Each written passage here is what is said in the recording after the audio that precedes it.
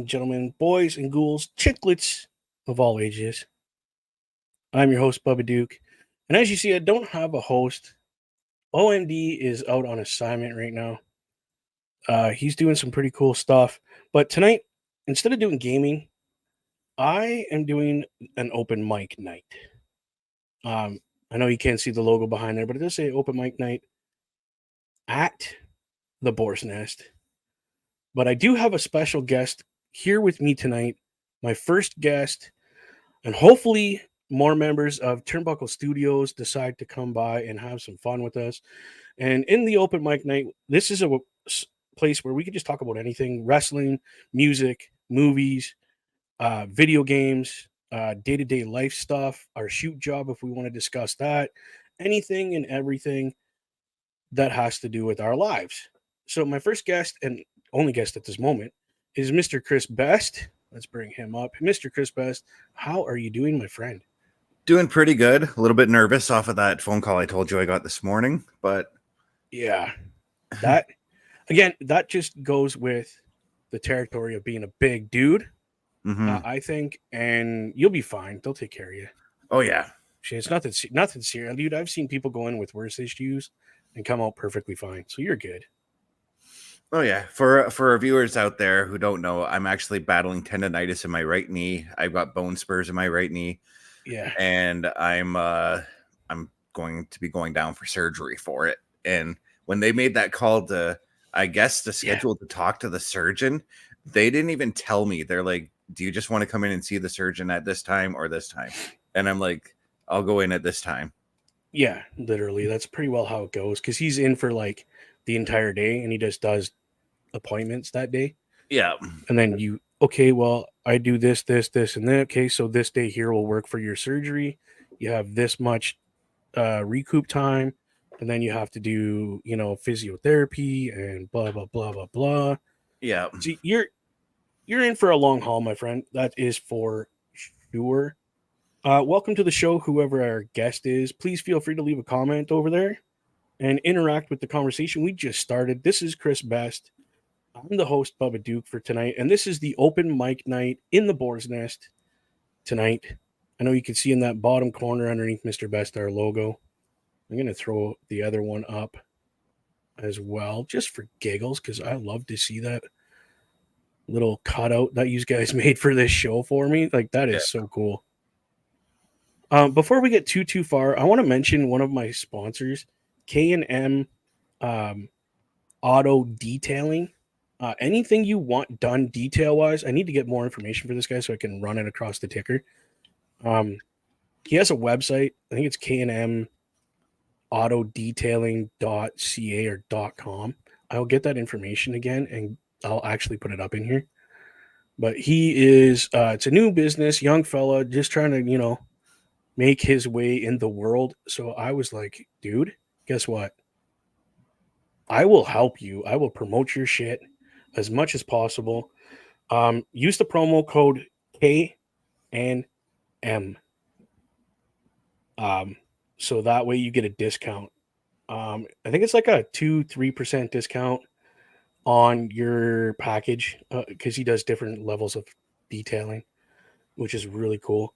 I've seen him take a car, like the trucks that they drive around in our steel plant, and make it look new. That's actually pretty hard to friggin' do. Interior done brand new looking. Exterior with all that dirt and soot and oil and everything else that gets on those. The thing looked like it rolled off the assembly line, bro. So knowing his product, I 100% back his product. If it was shitty product, you would not hear about it on this podcast at all. Hands down, plain and simple. Would not be happening. So there's a few things that I personally want to cover today. Okay. Because so everybody knows this gentleman over here is like a walking computer of wrestling history. He's literally our wrestling historian. Like, you need anything, he can either know it right then and there, or he's like, give me 2 seconds and I'll find it. So I call him the best Data from Star Trek. Yeah. He's Data, hands down. He's my Data. We asked him stupid questions yesterday that I think I personally had no damn clue, and he's like, "Give me 1 second," and you can hear the gears going from where I'm at. And Yeah, because what I do is like, and I did it to myself today too. Actually, I, I was watching a random house show on YouTube, WWE house show on YouTube from '97, and they were like, "Oh, the Intercontinental title is going to be on the line," and they didn't mention who was going to be in that match. And I'm like, "Okay, this is a house show from March '97. Who had the Intercontinental title at that time?" And then I who ran did? through. I'm like, "Okay, Razor wasn't there. Razor left for Nope. WCW. Yep. Goldust had it for a time. Triple H had it for a time." And then I'm like, "But The Rock beat him February of '97 for the title." And sure enough, The Rock came out with the Intercontinental title. Wow. And that's that oval one with the black strap at that point, right? No, this was the actual the title that you and I grew up with that he had Wow. on. Oh Jesus. Okay. It was Wow. his first championship when he was Rocky Maivia. Oh shoot, I forgot about that. Yeah. And he came out all in the Hawaiian colors, and dude, I Yeah. forgot about that. Wow. That's going back for me. That's a while. But wow. That threw me right off because I forgot all about that. But that's how I do it. Like I replay like the yeah. That's how I do it though. I replay the scenarios in my head so that I can remember what who had what belt on which date and all that, you know? No, I couldn't do that. Dude, I barely remember what I had for supper or breakfast like yesterday. I couldn't tell you what I had for breakfast today. Jeez. I my memory just isn't what it used to be because of, you know, accidents and hitting my head playing sports and that kind of thing. So I have a bad memory. Yeah. So it's like I feel like sometimes I'm kind of annoying you because I'm like, "Hey, Mr. Best, what happened with this and that and this other thing?" And you're just like, 1 minute, okay. Yeah. And I don't know what you do, how exactly your process works, but you do it. Yeah, it actually doesn't annoy me because my grandparents used to fucking quiz me on wrestling growing up. So like they didn't know my grandparents didn't my grandma specifically, Yeah. my grandpa got me into watching wrestling. My grandma didn't really know much about the sport, so she would ask me, she'd point out like fucking the Brooklyn Brawler, for instance, and ask who's that guy. I'm like, that's the Brooklyn Brawler, and then I would give a list of like the things he was doing at the time. I'd be like, oh, he's being managed by Bobby Heenan. He's got a feud right now with the Red Rooster. Yeah. Um, Jesus, that's a name I haven't heard in forever. yeah, Wow. But no, it's just and I couldn't call you Mr. Know It All because that's just kind of arrogant and just yeah, it doesn't feel right calling somebody that. and no, So I was like, being called Data is like a Data, that's badge of honor for me because Data is my most favorite Star Trek character ever. right. Mine was Worf. Oh, Worf was my second. Worf is But just badass. it was because he was the tough guy, and I was always that. I was always little, Yeah. but I was always the tough guy. Even when I wrestled, I was taking on guys bigger than me because I was that tough. I had that ability to wrestle these big dudes safely. Mm-hmm. So I wrestled like guys like your size, dude. I would arm bars, arm drags, hip tosses. Like I could do any pick scoop slams, like, and I could do it perfectly Yeah. because I had that raw power. Nowadays, I wouldn't even know. Not with my back the way it is, I wouldn't pick anybody up. No, I have a hard time picking my kid up, and she's like what 40 pounds soaking wet. Um, so we had a big announcement today Yeah. in the world of WWE. Now, I don't want to give away what it is, okay? But I want your opinion on it first before we tell everybody what the announcement that was made by the WWE. Do you agree with this pay-per-view, or what you guys call it, a PLE, Yeah. being moved from 1 day to 2 days like WrestleMania? Do you think it's a smart idea? There's kind of a yes and no to that, because Right? this PLE is amongst the top PLEs I now look forward to every year. As do So, I.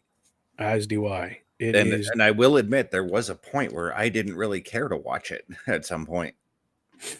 See, and I there was a period where I didn't watch any WWE product because I just didn't care anymore. I was like, this is so out of touch as far as I'm concerned. I feel like it's garbage and it's being shoved down my throat. And my opinion as a fan doesn't matter. See, that was pandemic WWE for me. See, in pandemic WWE's when I kind of started getting back into it, Mm-hmm. I was dabbling more into the NXT, and then they switched it from the gold and black to this gay multicolor crap. Yeah. Um, Now they're back to the golden black. So yeah, well, because Vince has nothing to do with it anymore. yeah. And I think that was the issue, was that Vince was such a control freak that he had to have his hand in everything. He couldn't let Right. Trips and Shawn Michaels run NXT the way they wanted to. He had to go in and mess everything up and be like, no, there you go, now deal with it. But once Vince left, I got more into it. I wasn't even talking wrestling in my podcast. I was like, don't even bring it up in my podcast. We're strictly movies, gaming, and general news about that kind of stuff. That's it. I don't even want to hear about wrestling right now. But now that Trips is running things and he's getting to do what he wants and make a great product, I feel like I'm a kid again. I said it the other night on Monday Night Raw. I feel like kayfabe is more alive now than it ever has been in the last how many years. They're taking social media and applying the kayfabe to social media. Right? Like okay, so here's the story between between two wrestlers. They're like, okay, so this is the end result that we are trying to get to.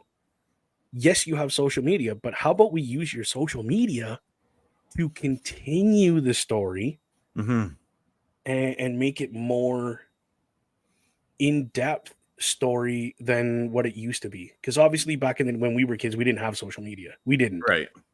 So literally we were reading magazines and saying, oh, look at, there's a big feud between these. They're just talking BS to each other, and it's just, that's freaking awesome. And yeah, it's getting back to that point. Instead of having a magazine, we got social media now. Yeah. And Trips is using that to his total advantage. And like you said, bringing the whole thing of kayfabe back. Yeah. Where we don't know what's going on behind the scenes anymore. We have no clue. No, Hunter's keeping his cards close to his chest on that one.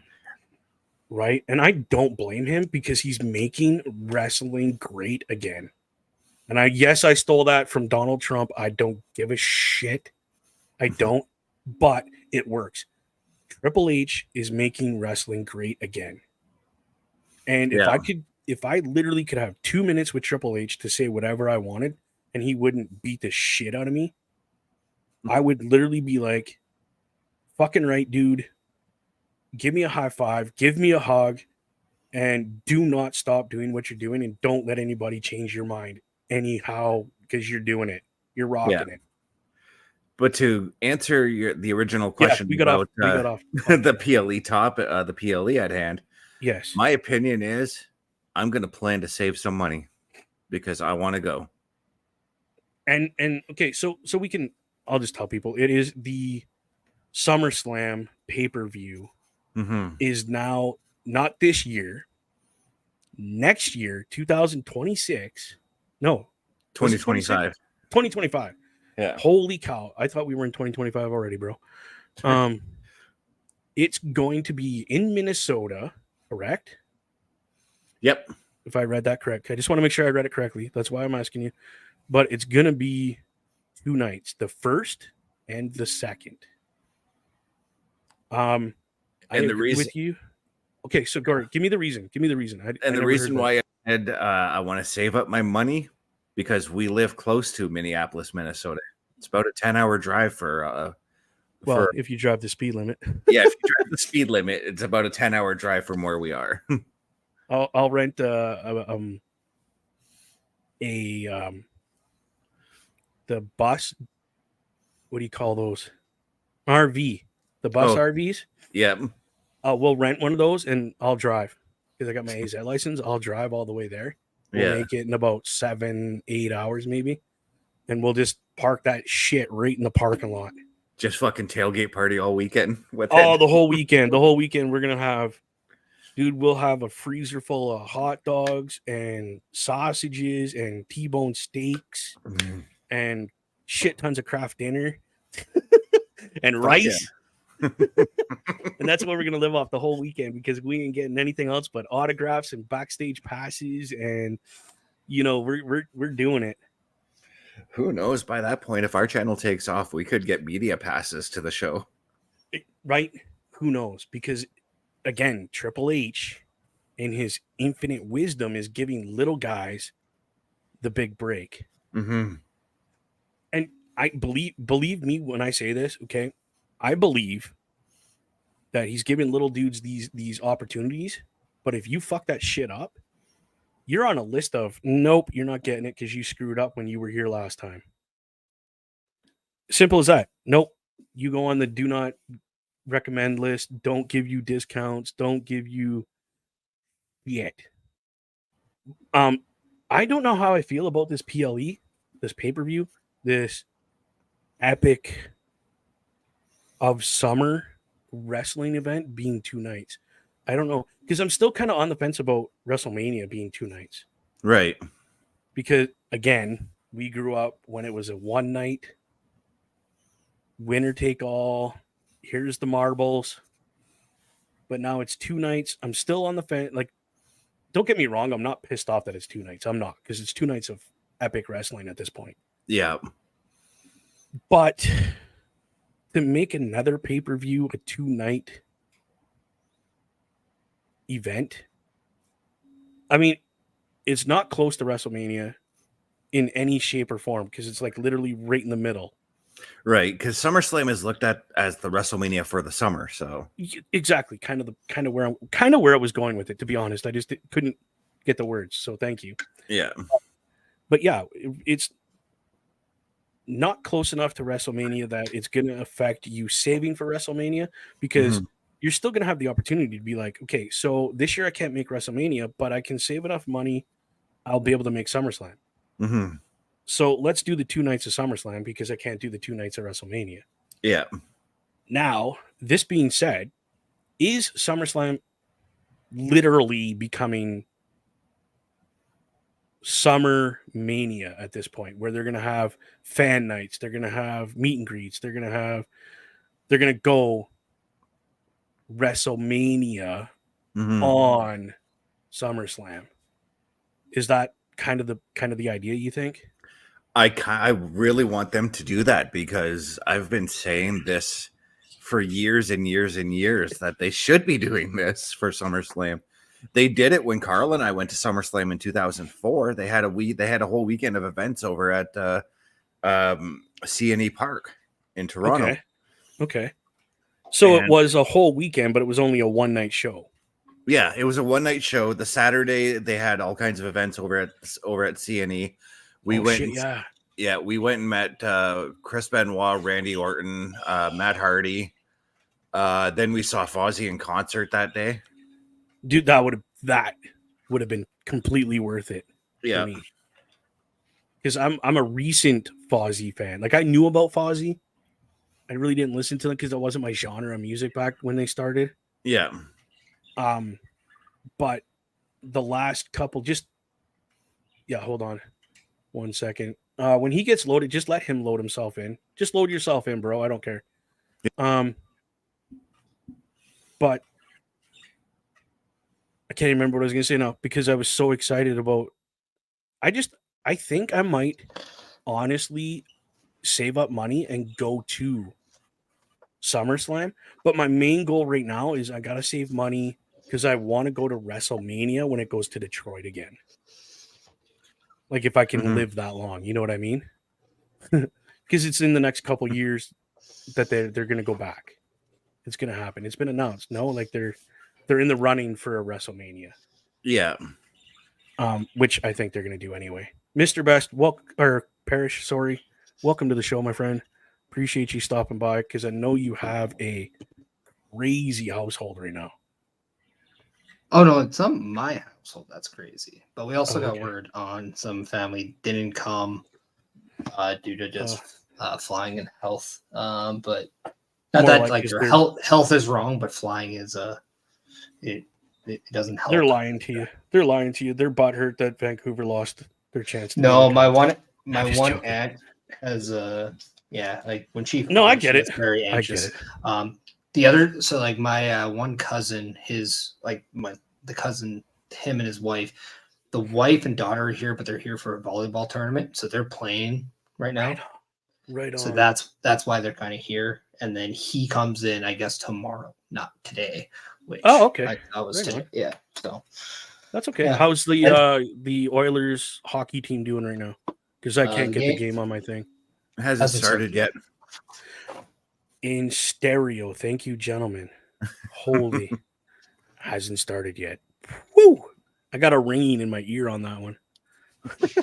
So what we're talking about, Mr. Parrish, is the announcement we got today about SummerSlam next year being a 2-day event like WrestleMania and how you would like that to go down kind of thing. Well, they'd have to kind of market the same way as WrestleMania. They can't just do all their big matches on one. They have to split that up. They'd have to almost book it like it's two separate shows. We know they can do it because they do it for WrestleMania. It makes me wonder when Royal Rumble is going to start being a 2-day event. Ooh. Wow. Wow. I never even thought of that one, dude. Could you imagine the Royal Rumble instead of doing shit Monday, Friday, and Saturday for the pay-per-view that they do it Saturday, Sunday? Yeah, holy! You'd have both nights circled around the Rumble match. You could do the ladies one night, the guys one night. Yeah. Don't tell me they don't have the talent to do that because I will smack a fool. Because they do. They got talent to do it now. Well, that's the beauty thing about it, about the Rumble, is you don't have to do 7 matches. No. Whereas for WrestleMania and SummerSlam, you're going to go 5 to 7 matches a night. Mm-hmm. Yeah. So imagine the amount of storytelling we're about to get leading up to that event. I know it's not until 2026, but see, that's going to be a crazy summer. That it was 2025 by Mr. That's what Best. I read. I thought I seen 2026, but again, I read it really fast and I was too excited. Oh, it is 2026. Sorry, my bad. Okay, so I was correct. That's it. You've just been demoted from best data to just data. I'll still take that honor. Data's made mistakes. No, I'm just bugging you. It's funny. So we got your knowledge has been perished, my friend. Ooh, damn. So we have time to save then. If we want to go to, we got tons of time to save. Save? What's that? I live on a very limited budget, my friend. No, I know. I'm just child support really kills that. Yeah, trust me, I know. I have no idea what money even is at this point for me. No, dude, it literally goes in my account and goes like it literally goes like that right back out to all the bills I gotta pay. It's crazy, but no. So, do we change the name then from SummerSlam to Summer Mania? No. I'm just joking. I wouldn't do that neither. No, keep it SummerSlam because that's what it was built on. I get that. I'm just having fun with it. So No, yeah, it's a- I think that's it's being going to be a said. good idea if marketed properly, and they schedule, whether it's they literally do women one night and the guys one night, or like have more matches here with women being your main event on night one. Even if they do that, have a couple guys matches, a couple women's matches, and your main event is the women whatever match they want to throw, like say the title match on night one, and then night two, couple women's matches to kick it off. You do your men's, and then your main event being men's. What do you think? What do you think how they should book it? I tend to. I was just gonna say, let's go with Mr. Best first. I was gonna say I tend to agree with that booking style, but I was thinking about how you would promote towards the event as well, and I think you want to start doing that the night after night 2 of WrestleMania. You go on Raw and you just do those little, you know how at the Royal Rumble they flash up WrestleMania so many days away. Do that with SummerSlam as well. Oh, the countdown. Yeah. I don't. Is it necessary to start SummerSlam countdown that soon? That's the first major PLE I thought about. You could do it after Backlash too.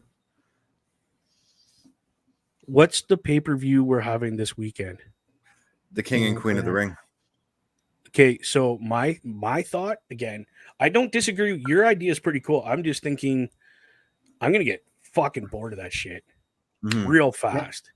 Now, I want to ask you, and you were asking, how do we book that? Are you talking about how do we promote the event, or how do we book the show itself in terms of The matches? show.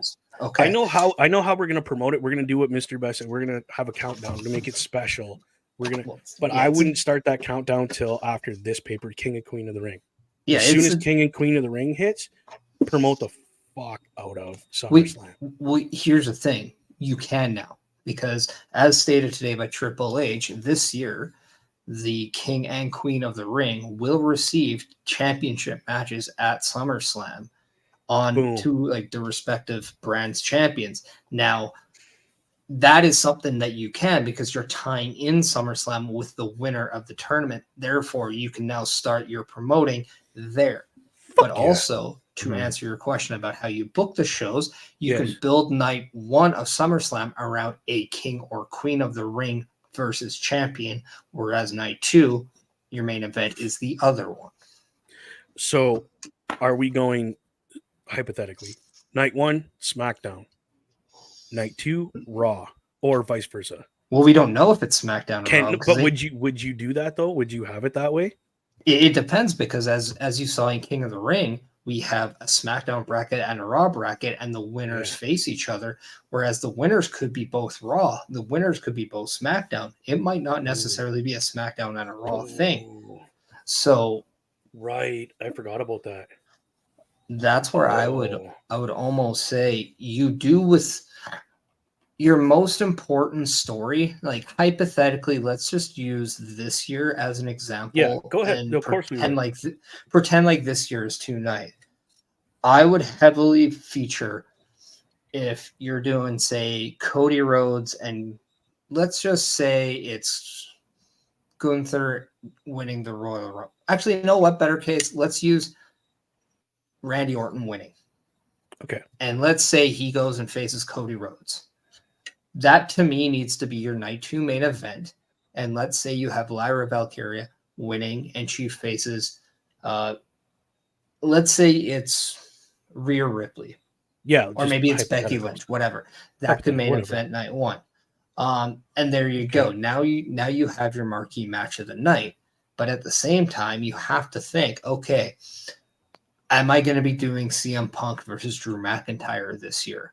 And if that, I might offset it and have it on night 1 opposed to night 2 to prevent night 2 just being a loaded show. And then maybe I'd even think about doing, say, Gunther versus Ilya Dragunov or something on night 2 and have that be my opening match, knowing you're going to have a banger to close it as well, just with a little bit more emotional investment because of the length of well Cody and Randy have known each other in comparisons to Ilya and Gunther. Well, because Cody and Mr. Randy Orton were on a tag team together, in a Sure, faction together. So sure, yeah, but you're both gonna have more of a knowledge of each other. So yeah, why not? but both sets of people known each other for a lengthy time in their Years. lives. It's just in Yeah. WWE years, we've known the Randy and Cody Rhodes story longer. So from a WWE fan's Yeah. point of view, that holds a little bit more nostalgia, more current, more emotional Oh, hell yeah. investment. Mm-hmm. So that's where I would, give that the edge. So Not to mention it's for a heavyweight championship, Yeah, and it's that for a needs to big be held. title. And then you can have, say, the other championship be on night one, and then you can have the other women's championship be on night two, and then now you're starting to fill in your pieces. Yeah, and then you're starting to get the layout better. So you would go with Queen of the Ring, whatever title she's going after night one. It all depends on the story. To me, that's the number one. Your biggest story, in my eyes, needs to be the last match. Not on night one, but on night two.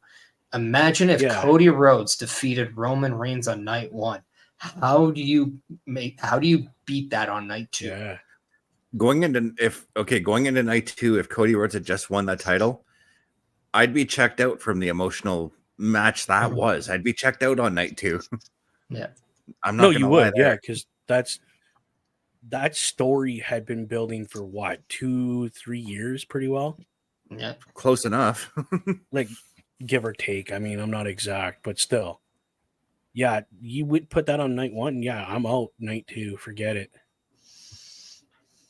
I don't even care what happens night two, to be honest, after that. So yeah, you got to see what the most marquee match is, put that on night two, and then put the other one night one. Yeah, and you'd have to think at SummerSlam this year, we're probably primed to get Rhea Ripley versus Liv Morgan too, in a very emotional match that we want to see, and it's probably going to kickstart, if not already, the insane rise to come for babyface Rhea Ripley. So this could be Liv is taking everything from her, and that other than Damian Priest. And that very well could be for a championship too. And that's something you have to look in. Like, if you have this amazing storyline on Raw, does that change your Queen of the Ring plans? Do you then turn to Nia or Bianca, whoever it's going to be, and say, okay, you're going to win just so we can have that match be on one night, on the first night? This is where matchmaking, when you have all these options, can be a very difficult task, because you have to plan out these matches and to have a good pace of the show without it overriding other matches, and you don't want to front load or back load one of your nights.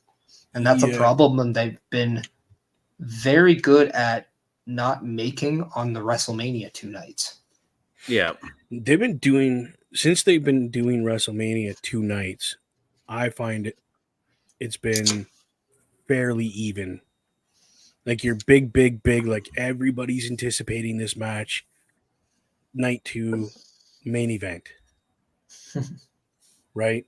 So it's and then this year, that was from start to finish, from night 1 beginning to night 2 end. I was so invested. I had a hard time sleeping between manias, between nights, because I was so invested in what was coming up. I couldn't wait for it to start, which is something that hasn't happened for a long time. I mean, we saw that on the PLE Patrol for WrestleMania. I mean, me, you, and OMD doing that show together, we were jacked coming out of that show. Dude, I was vibrating. Like my hand was shaking. I was vibrating. I could feel the energy coming from the pay-per-view, that I was just like, oh my goodness, like, what happened? It took me an hour to an hour and a half just to digest WrestleMania night 1. I had to go back and rewatch everything to just try and soak it all in again. And because you miss things.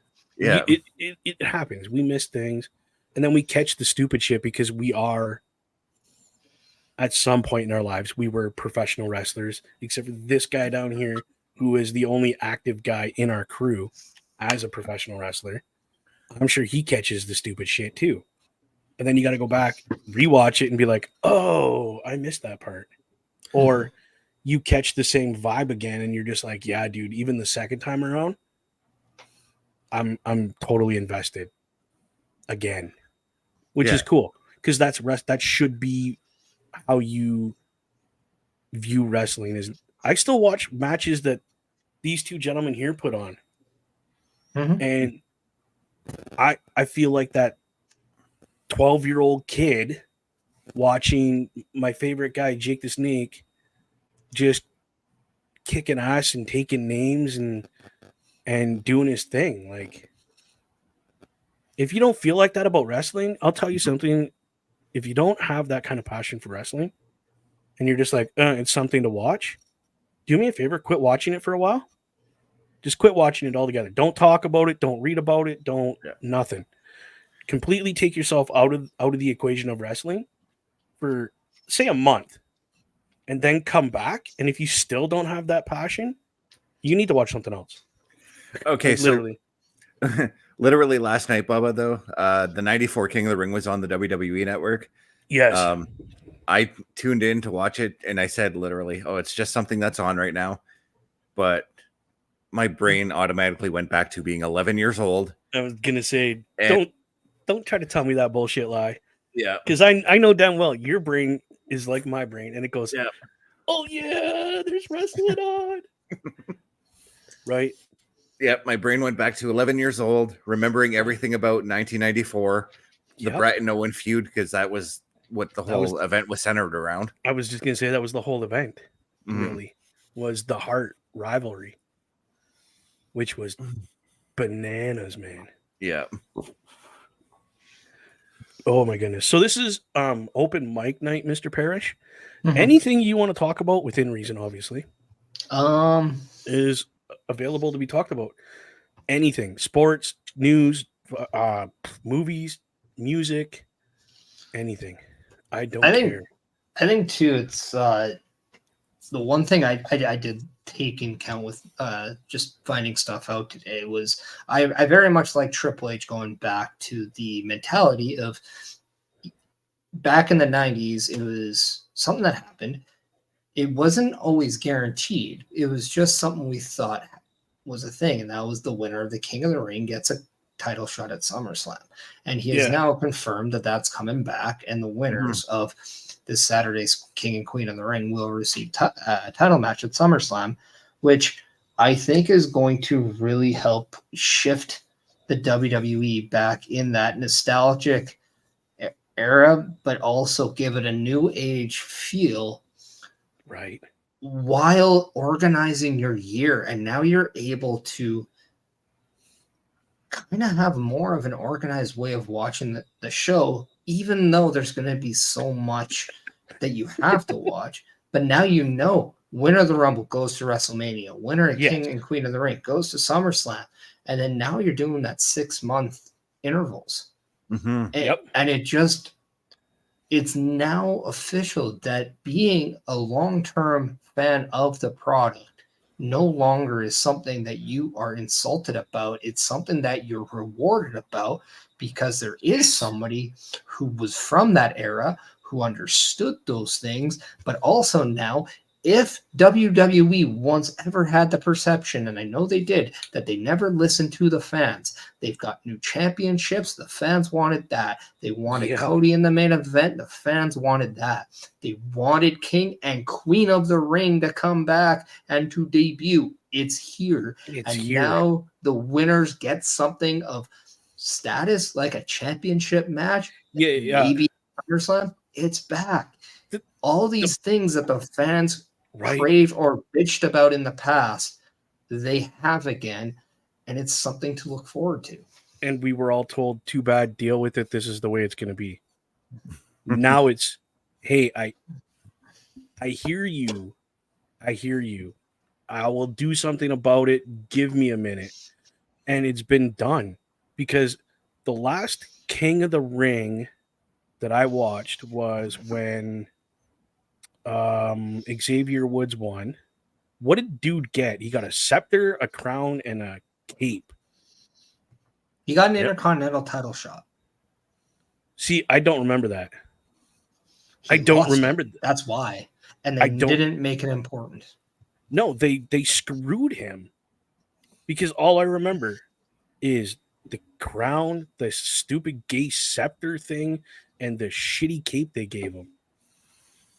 Dude, I'm looking at this stuff now, and again, I go back to the giddy little kid that, like you said, Royal Rumble winner goes to WrestleMania with the title shot for whatever title they want.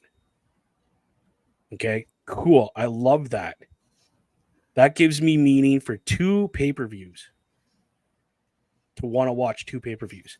Yeah. Now we got King, Queen of the Ring. Okay, that sold me right there because I'm like, woohoo, they're bringing it back. So there's another pay-per-view that I'm like completely 100% sold on. I need to watch no matter what. Like, my kid's going to be here. My kid's going to sit right here and we're going to watch it with you guys because she likes wrestling. So I'm sold. Now, SummerSlam, we're getting, okay, so we got King and Queen of the Ring. Cool. What do they get? They get, not only do they get a cool crown, the crowns are pretty cool. I'll give them that. They're pretty decent. A little over the top, but they're okay. And now I get another pay-per-view. So we're up to 4 pay-per-views out of all the ones they do that I'm like, I got to watch this because I want to see if my king and queen are gonna make these titles worth something to watch. Right. Not Right? to mention that, but now you can tune into the show on Saturday knowing that there is an added bonus to winning. They know Yeah. they're fighting for something, just like the Royal Rumble. Imagine if the Royal Rumble, you win the Royal Rumble, and you What do may you or may get? not have got a title shot at all. And that's in You the get a pat past on the with the back. King and Queen's crown. Or Yeah, you get a because pat on the nobody back. remembers Woo! Zelina Vega's monumentous chase for the women's championship after she won the Queen's crown. No, they just remember her making it a kind of a modern gimmick for herself. Mm-hmm. She did. She literally turned it into a gimmick thing. Yeah. Which, And hey, cool. I remember when Owen was King of the Ring. I remember when Stone Cold was King of the Ring. I mean, she needed it at the But time too. She did. Like, But I she don't needed remember something. anything. No. Like I said, you And- get a shitty crown, a shitty scepter, and a goofy looking fucking cape, whatever blanket thing they throw over your back. Yeah, all it was for Zelina was just an entrance to me. Mhm. Like, what do we do? What do we do with that? Okay, so you wear it for a couple weeks and then nobody gives 2 shits that you won King of the Ring or Queen of the Ring because there's no added incentive to pay attention to that shit. You know what I mean? Like, yippee skippy, you got a crown and you got a stupid stick to hang on to and a carpet to wear on your back. Now, with these awesome announcements that we got today, that SummerSlam is going 2 nights, not 1 anymore, because I think it should be because of King and Queen of the Ring now being that much more important, where, hey, you win this tournament, not only do you get the crazy looking crown and whatever else we give you, but you get a title shot at SummerSlam. Bruh. Sign my half-beaten dead ass up for that. Yep. Like, take my money for that pay-per-view. I don't care. You know what I mean? Because now that's the 4th pay-per-view in 1 year. The 4th pay-per-view. If I have to pay money to see it, I'm saving my money to go see that because it's the 4 main pay-per-views as far as I'm concerned in the year now. And they're making it the main pay-per-views of the year because of what they're doing. Well, and that's what I was going to say. Now it almost feels like now with War Games resurrecting Survivor Series the last couple of years, right? It Yeah. felt like Survivor Series crept back into one of those main 4 to 5 Right? PLEs. We thought Money in the Bank maybe replaced it, right? I thought for a while it did, to be honest. Right. So now with War Games, if that's going to be a thing every year now, that could be a staple in bringing Survivor Series back. Now we have King and Queen of the Ring with title shots. That could make it creeping back. Now all of a sudden, you have Rumble, Mania, Survivor Series, SummerSlam, Money in the Bank, King and Queen of the Ring. That's already 6 PLEs now. And then you have to look at, say, the Backlash and Elimination Chambers that in the last couple of years have been smacking it out of the park. So now that's there's another 8. one I like. And now there's 4 left in the year if you're just going by a calendar month that you're like, okay, what else? And then you're thinking, okay, well, Clash at the Castle. There's another now one the second one there. So if this year hits it out of the park, that's going to be another one people start saying this is going to be great, right? And then you got to look at if maybe Bash at Berlin, is that going to be a one-off like day one was? Or is it going to be a staple of something that they do? Because you have to think maybe Triple H is looking at potentially altering a few of the PLEs. So you got those. And then now you're almost at a full year. You're almost at 12. Because that would be, I believe, 10, right? So you're that's 2 away. 10 solid pay-per-views. Like literally, we went from I watched Rumble, I watched WrestleMania, and the one I would catch would be Elimination Chamber because I like the whole idea of the Elimination Chamber. Yeah. So that's 3. I didn't give 2 hoots about the rest of them. I really didn't. I was like, what's the point of wasting my money on something I really don't care about? But now that we're getting announcements like, hey, let's make this a 2-night event because of King and Queen of the Ring. Because now we're giving them something to fight for. So now those 2 pay-per-views are back on my radar. Now we got the Clash at the Castle. Now we got the Bash in Berlin. And now we're going back to the Elimination Chamber this year and last year. Totally annihilated pay-per-views for me. They were epic. Like, talk about being on point. And I don't even, like, at this point, I can't even remember all the paper. I just remember you guys going, okay, dude, we got a pay-per-view this weekend. We have to watch it. All right, bro, I'll be here. Like this one, the King and Queen of the Ring, I will have my little girl here because I want to show her, look, if you want to be a professional wrestler like Daddy was, look, there's options for you now. You're not just a side gimmick. You're not just, oh, boobs and whatever. You're legit. You're a professional wrestling superstar when you go to this company. You're not just going to be an afterthought anymore. Which, honestly, as a retired professional wrestler, I don't know how you feel, Mr. Best, and I don't know how Parrish feels because he's a new dad. That makes me proud to say to my kid, listen, you could do this, baby. This could be you. I know his kid's just like a couple months old kind of thing, but could you imagine saying that stuff to your son down the road? Hey, Dad, what did you do with your life aside from your shoe shop? One of the reasons why I went back into the ring was for that exact reason. It was to kind of show my son that, hey, it doesn't matter. Yeah. It doesn't matter about the fame, doesn't matter about the money. What matters is a passion and that you love something and you can chase it. And if you care enough about it and you work hard enough about it and you want to succeed with it, it's a doable thing. Now, did I wrestle for the WWE or any big promotion? No, but the one thing I did do is I got into a magazine that I read as a kid called the PWI Top 500. I still accomplished some things that I never thought would. I've met some amazing people. I have a lot of memories and stories. There's a lot of memorabilia on my wall and in my house that I can. This book by Vance Nevada about pro wrestling history in Canada, I'm in it and talked about in some ways. So I'm proud of what I've done, even if it's not the most successful thing. But I think any proud father, whether it's whatever, they just want their child to have a better life than they did, right? Oh, So 100%. Yeah. when you see that there's opportunities out that actually, you know, are there, and you see that there's you see that the opportunity is not just, it's not what it used to be when they're like, oh my God, I'm from a small town in wherever. The chances Yeah. of me making it big are slim to none. I need the break of all breaks. No, because now you're Right. watching, say, wrestling. Everyone isn't necessarily from a major market. They're all Nope. from small towns. Yeah. For one, Battle Creek, Michigan, you have a Davenport, Iowa. Or, Right. you know, like you have that Yeah. stuff. Yeah. And or you have how many people from Ireland in a time where being an Irish wrestler was insanely difficult.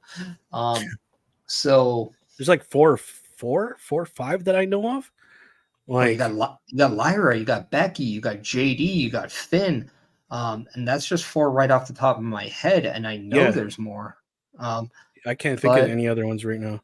But then still, like, you have people like Gallus too, right? Like that are right from that area. You got people from Scotland and New Zealand and Australia. it's a diverse market now. Like, Mhm.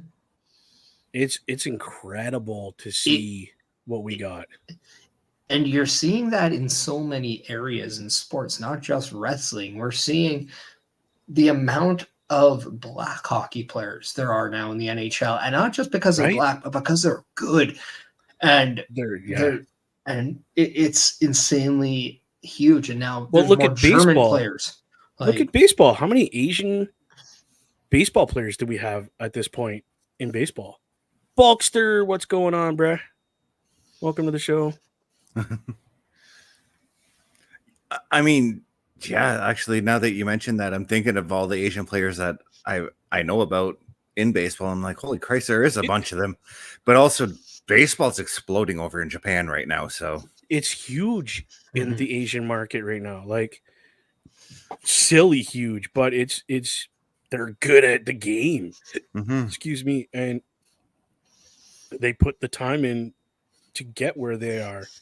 So to me, it's, hey, if you're that good to make it in, you're that good to make it in. I don't care if you're purple, green, blue, orange, red, yellow.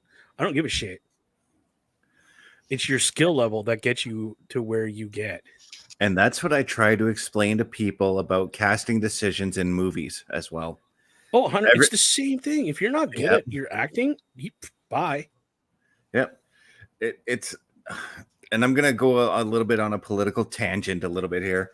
Go nuts. I fucking hate when people say, "Oh, it's the woke culture. They cast this person because Lagging. she's black." No, it's because she's fucking talented. It's because they're fucking talented actors. I froze up, didn't I? Oh, you lagged, and all we caught on Where that did I- whole thing was black. Well, no, because like when you do that, we get like specific words, and the other ones are like you trying to speak while underwater, just without that underwater effect. No, but I was like what's saying, funny is like you get specific words, and then you're like, "There's so many Asians in baseball," and then you were like, blah, blah, blah, blah, because they're black, and those were really like what we heard like clearly. So we didn't hear any context of what you just said. Okay, so yeah, the context I was trying to use was The Little Mermaid. Okay, we all know the original Ariel was white. They cast a black actor in the remake, and everybody just got fucking all up in a tizzy, and they were like, tizzy. Yeah, all up in a tizzy saying fucking they just cast her because she's black. Disney's trying to go woke, and I'm like, fuck you. No, they're not. She's a talented actress. Get the fuck over it. Okay, so my opinion on that whole thing, the only reason they did a white mermaid, because it was a cartoon at that day and age, and it was easier to do color as white people than it was anything else, because that's just what they knew. Yeah, not to mention in the original book, they don't even tell you her race or like what color she is.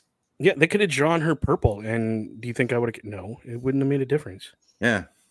It's the fact of it's a mermaid. We don't know what color mermaids are. For all we know, they could be orange. Yeah. Like, who cares? Who cares? The matter is, it's a story that is being told. That, like you said, Mr. Best, that they didn't even tell you what race she was because you know what? It's not fucking important. Yeah. It's not. It's just the fact that Disney colored her white at that point because that's what was normal then. Mm-hmm. It's all they didn't know how to draw dark-skinned people at that point in time. Literally, if you were a different color skin, you were technically an animal on a cartoon. Yeah. They draw you as a dog or a cat or a mouse or like look at the Mexicans. They got Speedy Gonzalez, bruh. That's it. Yep. And they redid a movie. I can't remember what movie it was, but they had the comedian play that voice. What's his name? Fluffy. Yep, Gabriel Iglesias. Gabriel Iglesias. And they tried cutting him out of the movie because they were like, oh, it's just, it's kind of racist and it's kind of this and it's kind of that. And Gabriel Iglesias went, no, we're putting him in the movie simply because he inspires a whole generation of young Mexican Americans or Mexicans, regardless, to do their best at what they can do. Who cares what color he is? Who cares what language he speaks? Dude can act. I'm sorry, but if you can't act, but you want to be an actor, hey, listen, go to Las Vegas or go to Los Angeles. There's a place called Silicon Valley. They're always looking for talent. I'm sure you can cut it as a porn star. Yeah. Because you don't need to know how to act. You really don't. Like, I don't want to, be that asshole, but I'll be that asshole. If you can't act, there's always porn. Well, there's always wrestling too. Yeah. there's always wrestling. You don't need to know how to act in wrestling. I mean, I pulled it off. I mean, Dana Brooks there, right? Oh God! Don't even remind me. I just want. I watched her. We're gonna go there.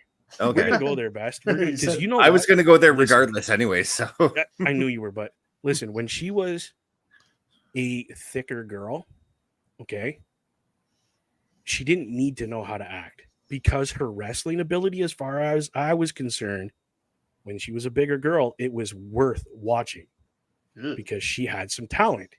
As soon as she got into this, I need to be skinnier. I need to quit being this bigger girl and blah, blah, blah. And not only did her wrestling ability go down the hole, as far as I'm concerned, her acting ability, as far as being able to act whatever she needed, a little bit, went down the shitter. Her looks went down the shitter. Like, it doesn't even look like her anymore.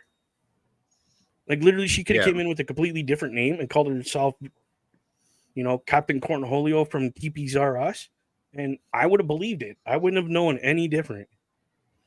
Go ahead. I know you had something to say about this whole thing, and I just went on a tangent. Yeah, I was gonna say, I actually watched her most recent match in TNA. She goes by the name Ash by Elegance now, which is a very stupid name in my opinion. It just sounds like a perfume. I think that was the idea. Like, she's supposed to sound like this, like, extravagant. Like, yeah, it's a gimmick. Like, I don't hate the name. I just don't like the performer. Yeah, I don't like her anymore neither. The way she came out was she was Tony Storm 2.0. Tony Storm is killing her gimmick. And she took on Xia Brookside in the match. And I'm like, oh, I feel bad for Xia Brookside. Xia Brookside had to carry that whole match on her own. It was that bad? Yeah. It was that bad on her side because Xia carried, like I said, Xia. No, that's what I mean. Like, I had nothing against her opponent because I know her opponent is a amazing wrestler. Yeah. In her own right. But literally, she couldn't, like, it. I don't know why these women think that they have to completely change themselves. Like, she was beautiful when she was a huskier woman, like when she was a little bit bigger. Well, let me counter that with this point, though. Look how many times men do the same thing, though, and they don't get criticized as much for this, though, too. It is a double standard. Like, No, it totally is. I'll admit that. Well, let's I'll be honest. It is a double standard because look how, just from primary early example, look at Sheamus. He was the Celtic Warrior in shape, and then he comes back. He's a little huskier, and then now he's burger after burger instead of banger after banger, right? People are doing fun, though. Now, if that was towards a woman in today's day and age, the social media backlash would be extravagant. Yeah. Right? But we can't do, like, it's, you know, the body shaming just wasn't what it was 20 years ago. It was more acceptable back in the day because this wasn't a thing. We didn't have social media criticizing your every breath in the 90s and on. You were getting kind of this way slowly in the 2000s, a little bit worse in the 2010s, and then by the time the pandemic hit, the whole ball game has changed. Right? So it's one of those things where, yes, you can say it's just the way the world has evolved, or it's just the way the world is nowadays, for good, bad, and different. Whatever the case may be, it's the way the world is. Mm-hmm. But my thing about Dana Brooke, and this is always from the get-go, is she tried to put out a product that didn't work, in the sense of she should have just stayed off, went to the PC, worked. And yes, I believe it's on the company that gave her an opportunity when, you know what, maybe they should, maybe they shouldn't have. I'm not the one to say. But the single fact is, when she came back, it did not appear that she was getting better in terms of interacting with the people, which is the number one primary for a professional wrestler, is getting over with the fans. Her in-ring, maybe she got a little bit more technical in how she did it. Mm-hmm. But what she didn't do was translate that with her persona and her character work, which, when she focused more on being thick and being more of that bodybuilder, which, let's just be honest, is not sustainable in pro wrestling. Just ask Braun Strowman. He's the first one that tells you. But it's one of those things where, she made efforts, but it just didn't translate. And my thing was, okay, you're pushing and pushing and pushing, and then now your interviews are going from, I know I'm not the greatest. So it's like, okay, well, that was stupid because now I don't have a reason to care about you as a fan. 100%, to all of a sudden, it just, I know I deserve to be here. I'm like, based on what? You haven't shown me anything different from 2 months ago. And it just, to me, there's never a reason for me to care from a character standpoint. And then I got insulted by just the ego, or what felt like an ego in her promos, when she went from, I just need to work my ass off, to, no, I do believe I deserve here. And then social media turns that into a narrative of like, oh, well, this is just pure self-confidence issue. Good for her for understanding her. It's like, this isn't about mental health. This isn't about self-confidence. This is about whether or not she belongs in a place where, let's be honest, if she was more talented than what she was, she would not have been there from the beginning, because you didn't see Chad Gable do that same crap when he was Shorty G. You didn't see Natalya do that during her farting gimmick. You didn't see a lot of these people do it when they had their low points of their careers. And this is one of the main reasons to why Dana Brooke and I just won't get along from a fan to performer standpoint. Yeah. And I agree with you. Yeah, those people that you mentioned took what they had to do, learned from it, and moved on. I mean, Drew McIntyre is another example of that. I mean, here's a guy who came in, he was Vince McMahon's top guy. Right. Then he slowly fell down the card and then became a member of 3MB, got released, went ahead and reinvented himself. And now look at what we're seeing with him. He's a monster now. His mic skills have improved. His wrestling ability has improved. His confidence has improved. He's a completely different guy now. It's not so much, I don't think, a confidence. It's the buy-in to what it takes to be where he is, because he'll be the first person that told you he took what he thought was confidence and it really was ignorance when he was there. Why? Because he was immature in his first run. A lot of people just think you're 20 years old, 21 years old, you get this major opportunity, you're going to be the best. Look at what Randy Orton did with his early run. He almost pissed it away himself. In fact, he probably should have been fired, but he wasn't, because there were people high up that understood what potential he had and looked out for him, went to bat for him. Drew McIntyre didn't have that one person, not to the point where he listened. Therefore, got complacent, let himself go, started drinking and doing all the things you shouldn't be doing when your life needs to be a professional wrestler day to day.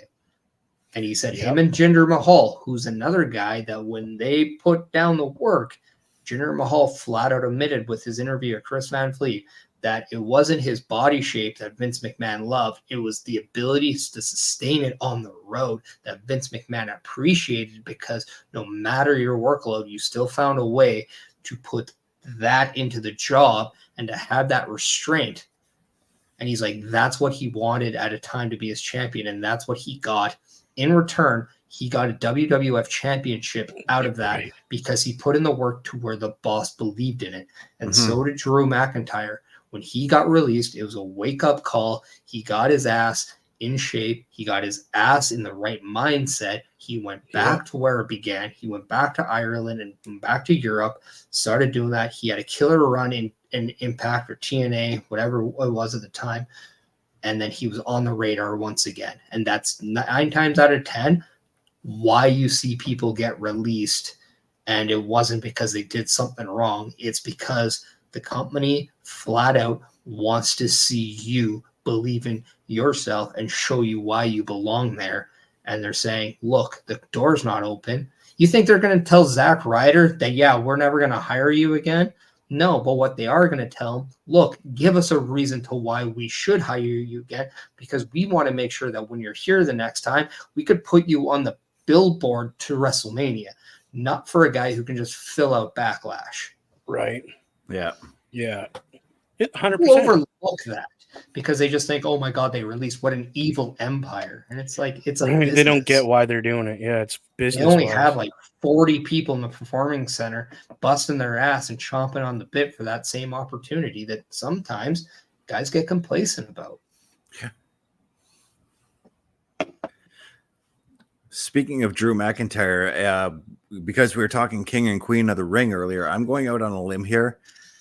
I'm predicting Gunther to win the King of the Ring, and I say we're getting Gunther and Drew McIntyre for the WWE title at SummerSlam. Now, that's I got to ask this. Where does CM Punk lie in your SummerSlam plans? That's the one thing I've been trying to figure out, because I do see CM Punk and Drew as well. Yeah. Good luck. Huh. Right? Like, you really I'm gonna have to think about that one. Yeah. Yeah. I got one up for you here. Because I think Gunther's winning King of the Ring as well. Because I do see, I don't know why, but I feel like Drew may take it at Backlash? Or not Backlash? Clash at the Castle. Yeah. So here's something that I have a feeling Gunther wins King of the Ring, right? So we have him. Guaranteed title shot to SummerSlam. All right. It's there. That's going to happen. Gunther's going to challenge for the title at SummerSlam. That's the guarantee. The guarantee is, who does he face? Okay.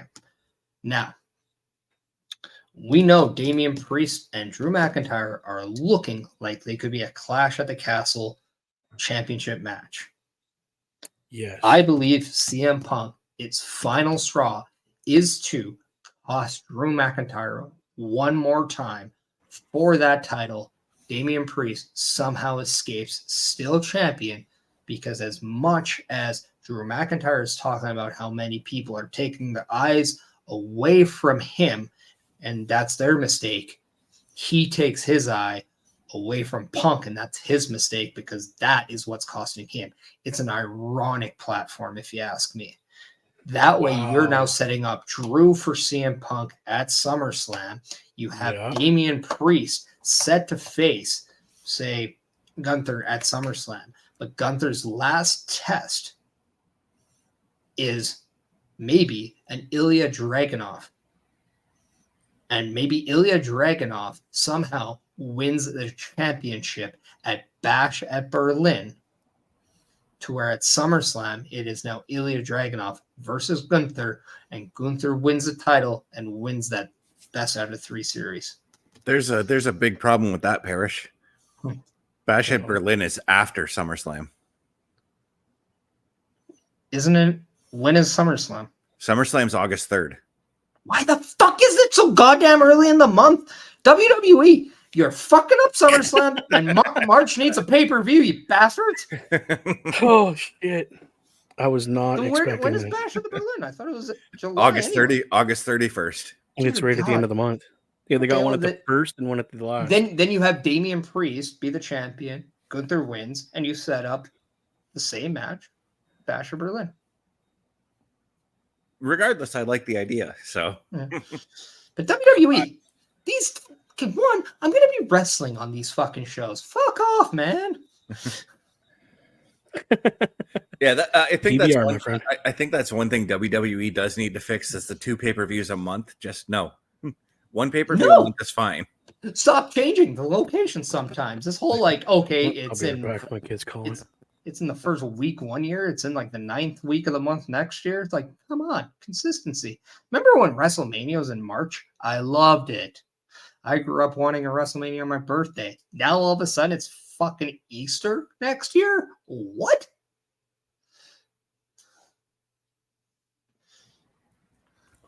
I think the earliest I remember seeing a WrestleMania was I want to say it was WrestleMania X8. I think that was held on March 17th, if I'm not mistaken. March 14th was, I think, WrestleMania 14. Or it was in... Oh, that's right, too. Like, WrestleMania used to be a March show. I mean, the first WrestleMania was March 31st, 1985. Yeah.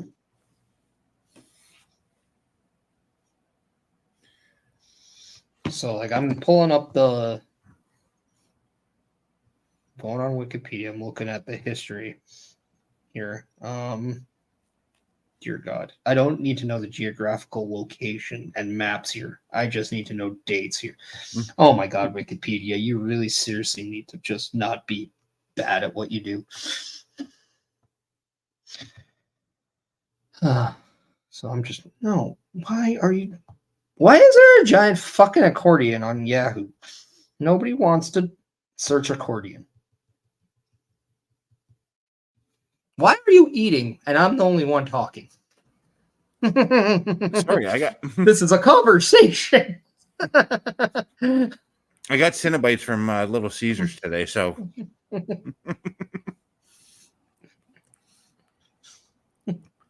first time I've ever eaten them. They're quite enjoyable. I can see that. But yeah, WrestleMania 1 was in March. WrestleMania 2 was in April. That was on my mom's birthday. WrestleMania 3 is back in March. 4 is back in March. 5 was April 2nd. 6 is April 1. 7 is back in March. 8 is... Okay, well, it's going from the first week of it. Yeah, then 10 was March 20th. Then April 2nd is getting a lot. March 31st was 12. March 23rd was 13. March 29 was 14. March 28th was 15. 2000, a third April 2nd. WrestleMania X7 was April 1. X8 was March 17th. 19 was March 30th. 20 was March 14th. Okay, so 20 is the earliest one then. 22 was another April 2nd. So that's 4 WrestleManias on the same day. And then April 1 has a lot too. Yeah, no, it's always been... I'm at WrestleMania 27, and it has not been any further than April 7th. And that was WrestleMania 2, but then April 5. WrestleMania 29 was April 7th, then you got April 6th, March 29th for 31. And then it's April 3rd, April 2nd, April 8th was the last one so far. And then now WrestleMania 37 is April 10th and 11th. And then, yeah. Like, I mean, I think I understand why they moved Mania to April, to allow the long-term booking between February and April for WrestleMania, but I don't know. I just, if you're not going to do anything in March, then do something in March. Because why not I put don't up? want, I don't want Elimination Chamber. I hate Elimination Chamber from between the Rumble and Mania, by the way. That should be the one after Mania. I could see that. Give me Backlash in between. Just put Backlash in between the Rumble.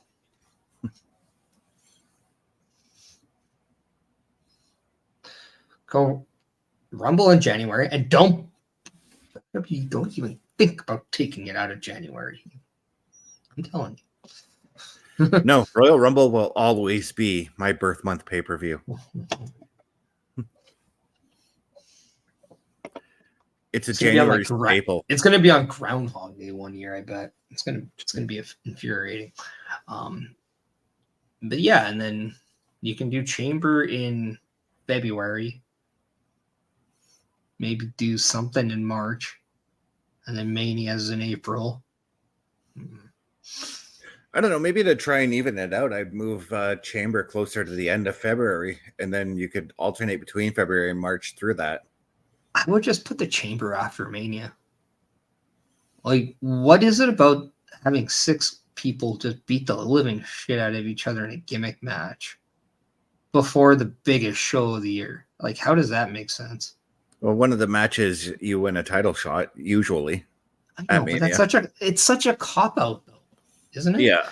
Well, yeah, like I'm tired of these Chamber matches being for number 1 contenders when you could elevate the championship and being more important. Mm-hmm. Whether it's an IC, US, tag team, women's, like anything else. Yeah, I see where you're coming from. And they did put the Chamber after Mania one year, but I can't remember when that was. Was it the first? No. I think it was the first tag team Elimination Chamber. Yeah, but like, to me, it's just better after, because then you can put a collective of like rematches and just like, okay, I got 3 Raw WrestleMania singles matches. I'll put that in a Chamber for the title. Yeah. Because now there's, after Mania, you got how many people? And then after that, then you do your draft. Now, see, when it comes to the Chamber match itself, in 2002 Survivor Series, I really thought the Chamber match was going to resurrect Survivor Series then, and that it was going to be a staple for Survivor Series. Yeah, I have no idea what they're doing. They've tested a lot of things out at Survivor Series.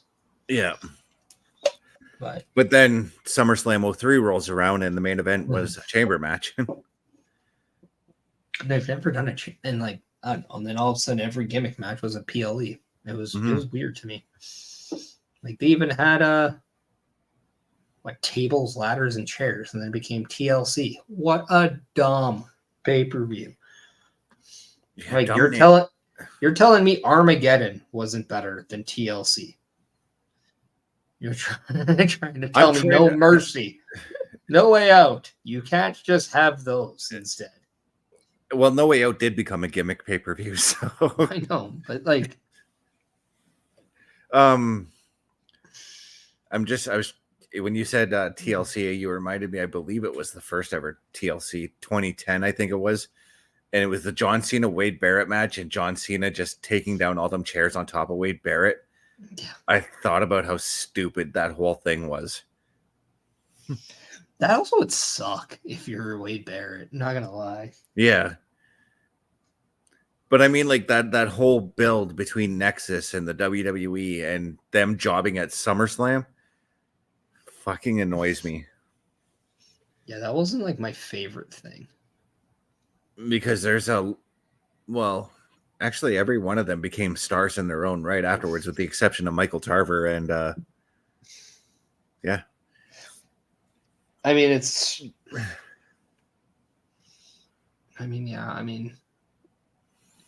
I don't know. I can really make a joke on that one, but because he wasn't the Ryback when he was there, he was Skip Sheffield. Yeah. When Skip Sheffield had much of a career. True, because he did get hurt during the whole Nexus angle. Rolled his ankle and he was gone for like, what, a year or something like that? Oh, wow. Skip Sheffield was just as problematic in the ring as the Ryback. Yep. Oh, no. But no, that's one of the few times I feel like WWE fumbled in trying to pull the trigger, because let's face it, going into that year's SummerSlam, the Nexus were white hot, you know?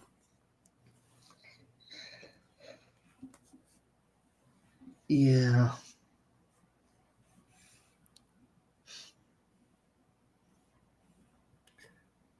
I mean, they made a lot of mistakes with the Nexus. A lot. Way too many to even count. Oh, we're talking about the Nexus. Yeah, I was just, I don't know, somehow we were talking about like the earliest dates of WrestleMania, and then somehow we got off on a tangent on the Nexus in 2010. Well, you brought up the Wade Barrett okay. thing. We're talking about dumb PLEs. Yeah. Anything Wade Barrett you're calling dumb? No, I'm saying there was dumb PLEs, like how they decided to make gimmick pay-per-view names like TLC or T. Yeah. And I'm like, what? No Way Out or No Mercy or Armageddon weren't better than Tables, Ladders, and Chairs or Elimination Chamber or that's like the Fatal biggest Four-Way gimmick ever. Hell in a Cell. Like even Money in the Bank, it's a wicked match. It's a stupid PLE. Yeah, I agree. Like, But no, when he brought up TLC, and I'm like, immediately my brain went to when John Cena smashed all them chairs onto Wade Barrett, and I'm like, how fucking stupid was that? But it was funny. Yeah, it was hilarious. It would suck to take. That's what I was saying. Yeah.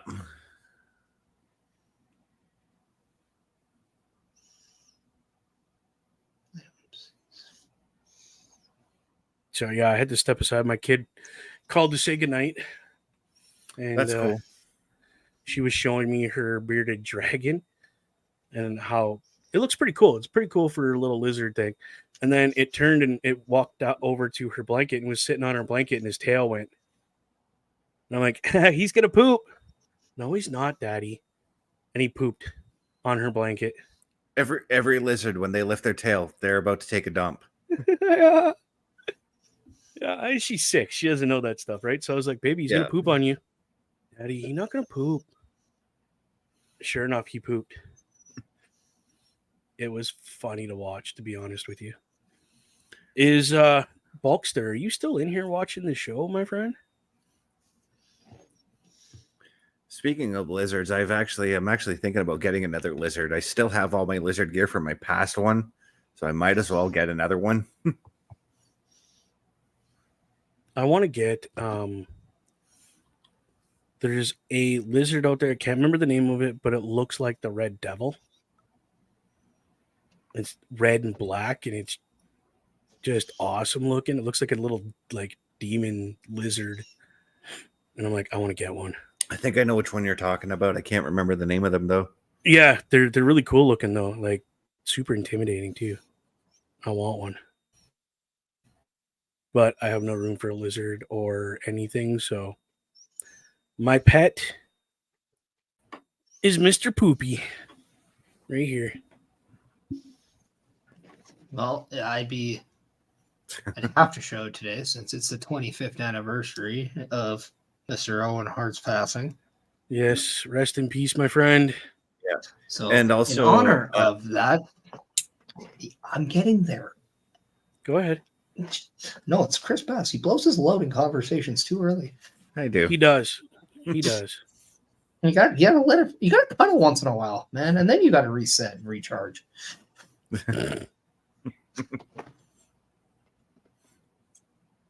Leon Draisaitl goal. Suck at Dallas. Beautiful goal at that. Yeah. But no, before we go to the other one, which I'll allow you to talk about, I was gonna go around and say, what is your favorite Owen Hart moment and match? Jesus. Oh, I will start. My favorite Owen Hart match is him versus Brett, WrestleMania 10. It is the match I watched with my brother that made me an Owen Hart fan through and through, because as a younger brother, I resonated with how he felt more so than Brett. And from that point on, I've always felt connected. My mhm. favorite moment was, sure enough, if I can still find it, is how these glasses came into my life. And that is, I was at a house show in Edmonton where it was Brett versus Owen. And the shtick was Owen comes out first wearing the sunglasses, goes to a fan like he's about to give them it. And instead, he rips them up and throws them in the face of the kid. Brett would then come out next, get tipped by the official of what kid it was, and then go and be the hero and give that kid his signed glasses at the time. Now, the referee, who no, I don't remember which one it was, messed up the kid because Owen Hart ripped up the glasses in front of me. Bret Hart then gave the kid two away from me the glasses. Later in that match, Owen was outside selling to where we were sitting, flat out apologized to me while he was selling, and then ensured that I was able to get a free pair of these. Shit. That's cool. That's cool. Fucking cool. That I remember them doing that bit Mm-hmm. on TV where you come out and be like, That bit was, I guess, something that came to be after he did that in the ring. Because I remember there was a point where he's at, I want to say, I don't think it was King of the Ring. It might have even been SummerSlam or a PLE or of some sort. But he's on the top turnbuckle in the ring, and then he just does this and then throws him. So unless he was told that shtick wasn't going on TV, so he does it there, maybe. But yeah, regardless, it's around that time. That's cool. WrestleMania 10 was when he stood on the ropes and ripped the glasses. I remember that shot very well. Maybe that's when yeah. But regardless, I don't really have a favorite match because all his matches were incredible as far as I'm concerned. Because I was the Hart Foundation, and then Owen Hart. Because I was the younger brother, I had an older sister that always beat me up. So I like you, I get that feeling of Owen gets what I'm going through. Mm-hmm. Yeah. I loved the and I hate to say it this way, but the bit that killed him, that character, I loved that character. It was the blue different. blazer. The blue blazer, yeah, it was different. It was unique. It was cool. But my favorite moment out of all the matches I ever watched was when he broke Stone Cold's neck. Ooh. And then the fallout from that, the t-shirts, the Owen 316 says I just broke your neck. Yeah, right? Like the t-shirts, the everything that went with that just intrigued the shit out of me. I thought it was awesome. But what was yours, Mr. Best? Please. My favorite match it has to be Brett Owen Steel Cage SummerSlam 94. Holy shit. From bell to bell, that match was just fucking awesome. You want to talk about great storytelling in a match? Watch that match. They better be able to, considering, number one, they're brothers. Number two, they went through the dungeon together. Yeah. You better be able to tell a good match. Your old man is going to come whip your ass. Go ahead. My favorite Owen moment was seeing him wrestle live twice. here in our hometown. I missed both of them. Yeah. First match, 94. He took, oh, sweet. First match in 94, he wrestled the British Bulldog. Oh, that would have been a sweet And match. they stole the show.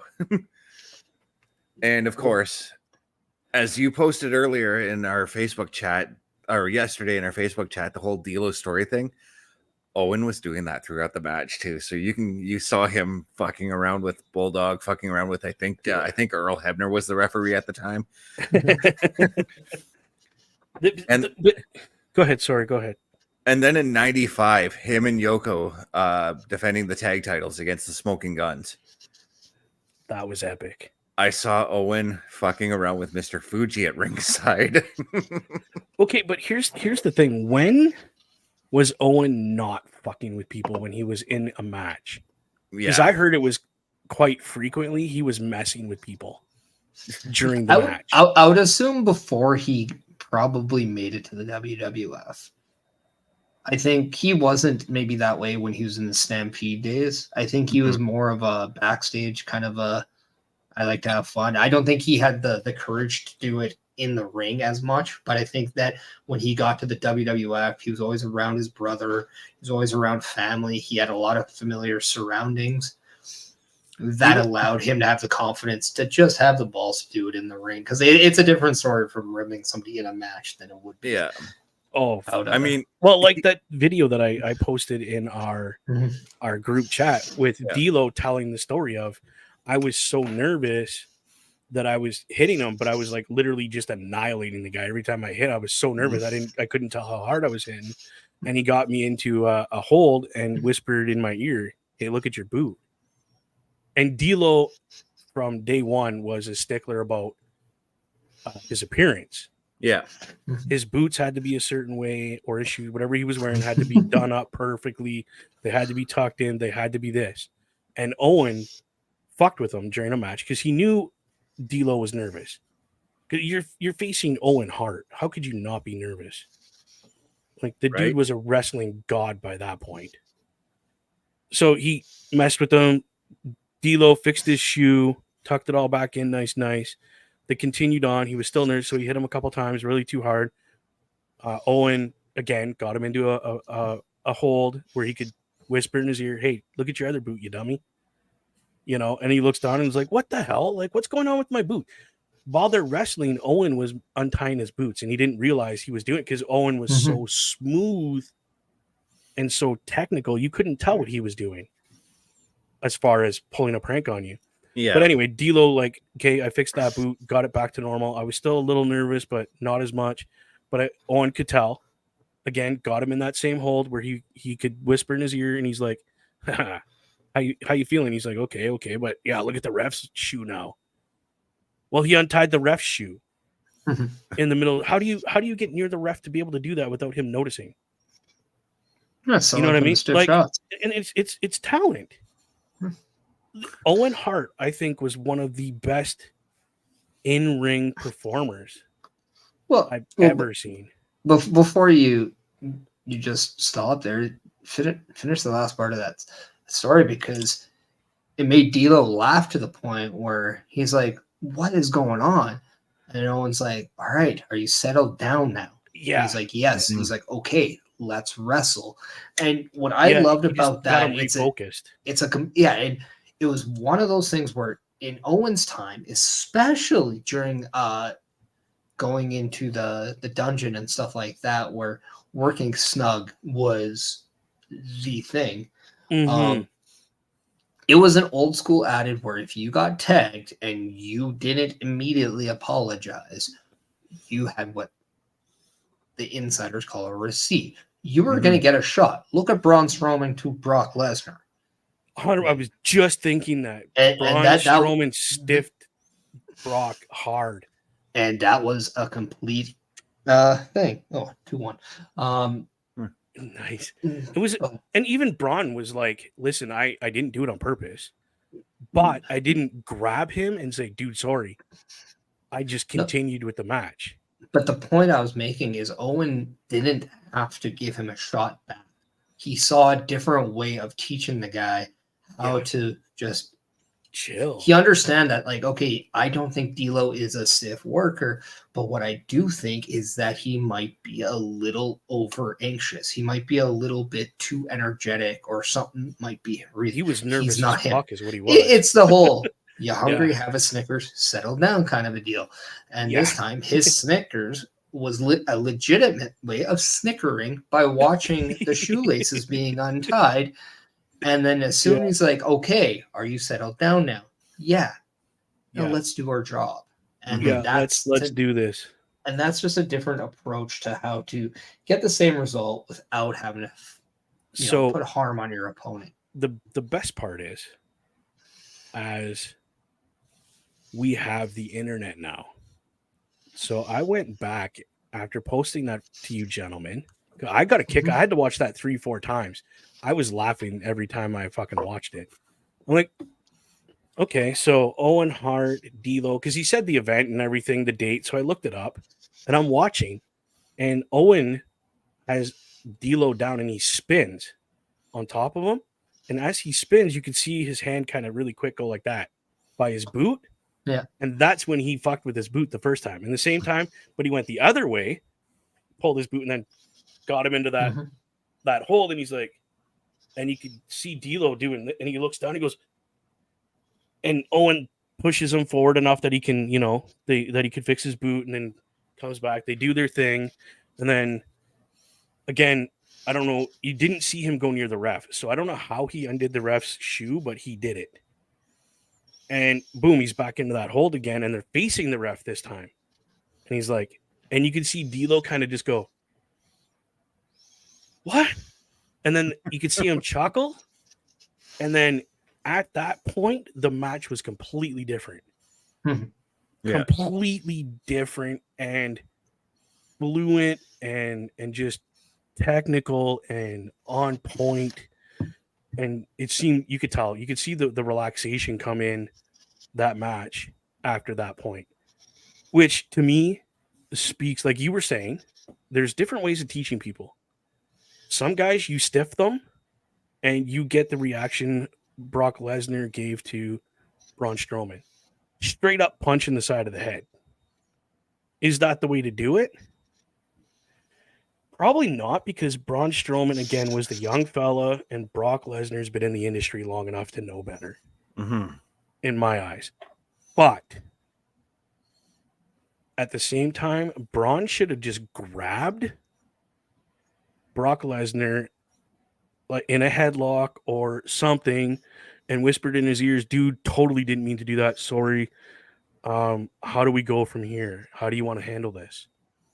And if Brock Lesnar still would have stiffed him back, then that's on Brock Lesnar for being a douchebag.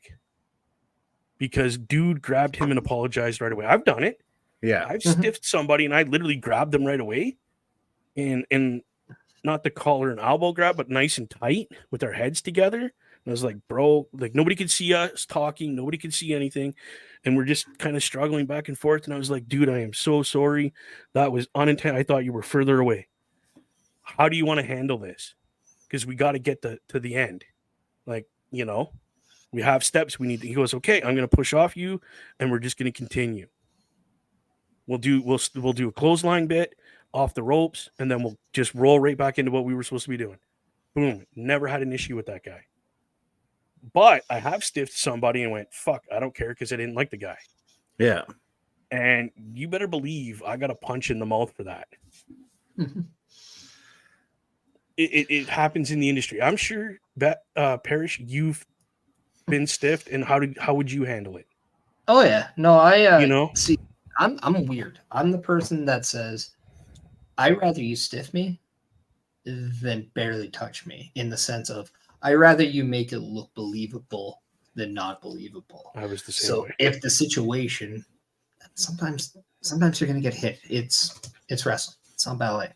Yeah. It's like, this is a physical form of entertainment, right? Like it's just very. Yes. And at the end of the day, it's shit happens. Sometimes somebody gets a little too close and you're throwing a punch, and yeah, you don't want to clock them, but you You fuck with their distance, all right?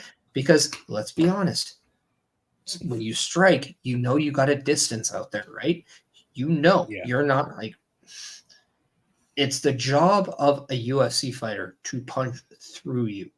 It is the Yes. job of a professional wrestler to make it look like he punched through you without doing so. That is what they Yes. call the art form. 100%. Now, correct. do they hit? Sometimes yes. Sometimes you It do. happens. Yeah, I've it had to go happens. to the hospital because I've been clocked in there to the point where it was on my upper eye and it just, grows as, and they're like, well, you just, yeah. The shitty thing is, it was a day where the day before that show, everything temporarily opened up again during the COVID times. So you're allowed to go to the bar afterwards and have an after party. And then this was the first time where I'm like, oh, cool. I get to actually hang out with friends again in a Right. a social form. And then no, I'm going to the hospital and I'm there till like 2, 3 in the morning. So it was like, yeah, like it's happened. You don't try to hurt your opponents. Sometimes it No. happens. Yeah. But that's the job, right? Well- Like it's just like in acting when the scene is okay, you're gonna shoot and kill this guy. You're not actually taking a real gun and shooting the guy to death. You're taking a prop gun and it has a prop explosion and it has a prop Unless somebody messes the guns up and Yeah. not mentioning names, but you know the actor. Oh, Yeah, screw it. I'm going there. We all know Brandon Lee And passed Alec away. Baldwin. Yeah, Alec Baldwin. I was passed away. thinking Brandon Lee myself. I forgot Yeah. about the other one. But regardless, But when you're a wrestler, say I was fighting Mr. Parrish. Okay, let's just say we're in a match. My I'm goal, stiffing so hard. and I wouldn't expect any because I would tell you if you're gonna hit me, fucking hit me. I'm a hardcore guy, right? Because I'm hardcore. Fixing stuff. So you need to hit me because I can't act on a little. When you do this, I can't act on that. I can't. I'm like, bro, if you're gonna punch me, don't make it look like you're gonna punch and then come across and slap me because it makes more of an effect. The crowd will see this big red mark and they'll think you actually punched me because I can act like it was a punch. But the thing I'm trying to get at here is as I get in the ring with Parrish, okay, my 100% goal in this match is not only to make this thing look incredible, and if I have to, I'm putting over Parrish, whatever the situation is. My ultimate goal is to make sure that the guy I'm in that ring with gets out of that ring and is walking back to his family. Yeah. Not on a stretcher, not with a black eye if I can help it, not with the busted open lip if I can help it. You know what I mean? Like my goal 100% is to keep him safe. Like I will break my arm to save a guy from landing on his head. You know what I'm saying? Like I've done it. I've had to jump between a guy and the mat to save him from landing on his head because he slipped off the top rope. So what did I do? I thought he was jumping. I made it look like I was rolling out of the way, but I literally rolled into the corner so he would land on me, so that he wouldn't land on his head. And you know what happened after that? Dude took me to the bar and he goes, I don't give a shit what you want to drink. Dude, I know for a fact I wouldn't be here if you wouldn't have done what you did. Whatever you want to drink, it's on me.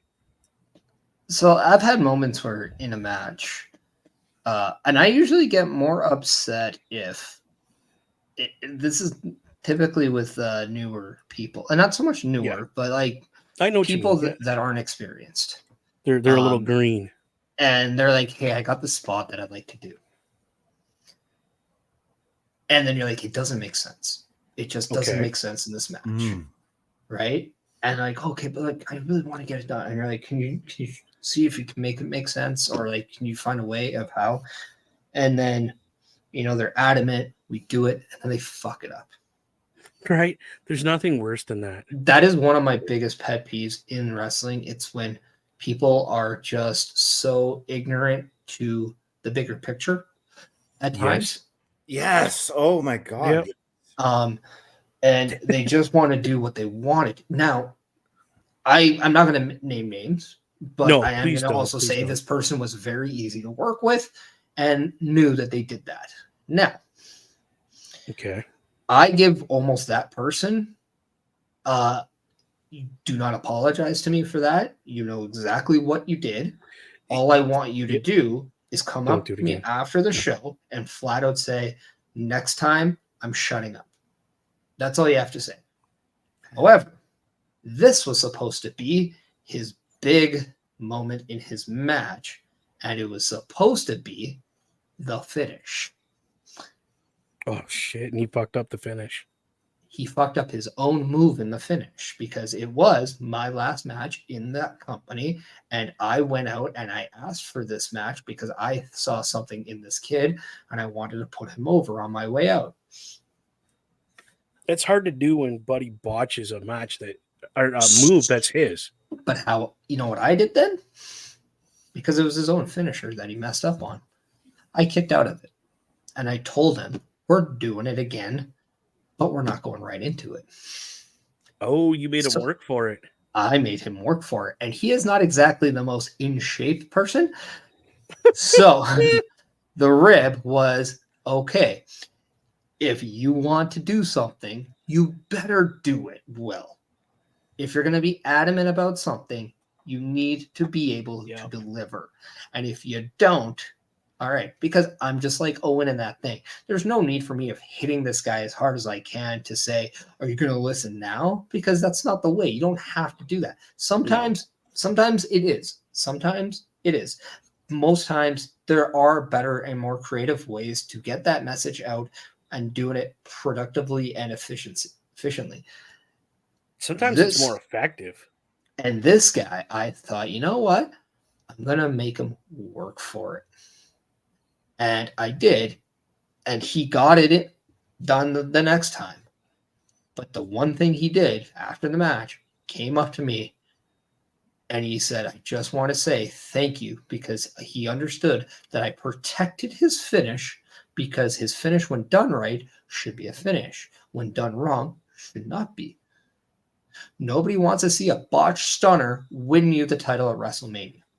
Right. No, I'd be pissed. I would be kick pissed. Out, you make him work for it, and then you get the nice stunner, and that's the finish, right? And that's kind of the thing there. And then he's like, and you also made me realize what I need to do in case something like this happens and I have to push myself. Right head just needed a little bit harder of a, I don't want to say his work ethic was wrong, but dedication to what it needed, what it took to get there. Because he was getting a situation, an opportunity came to him. Yeah. And he may have not been, quote unquote, earned. He might not have earned it. He might not have deserved it. That's whatever. Like, it doesn't matter. Like that. That's opinionated. That's not fiction or factual.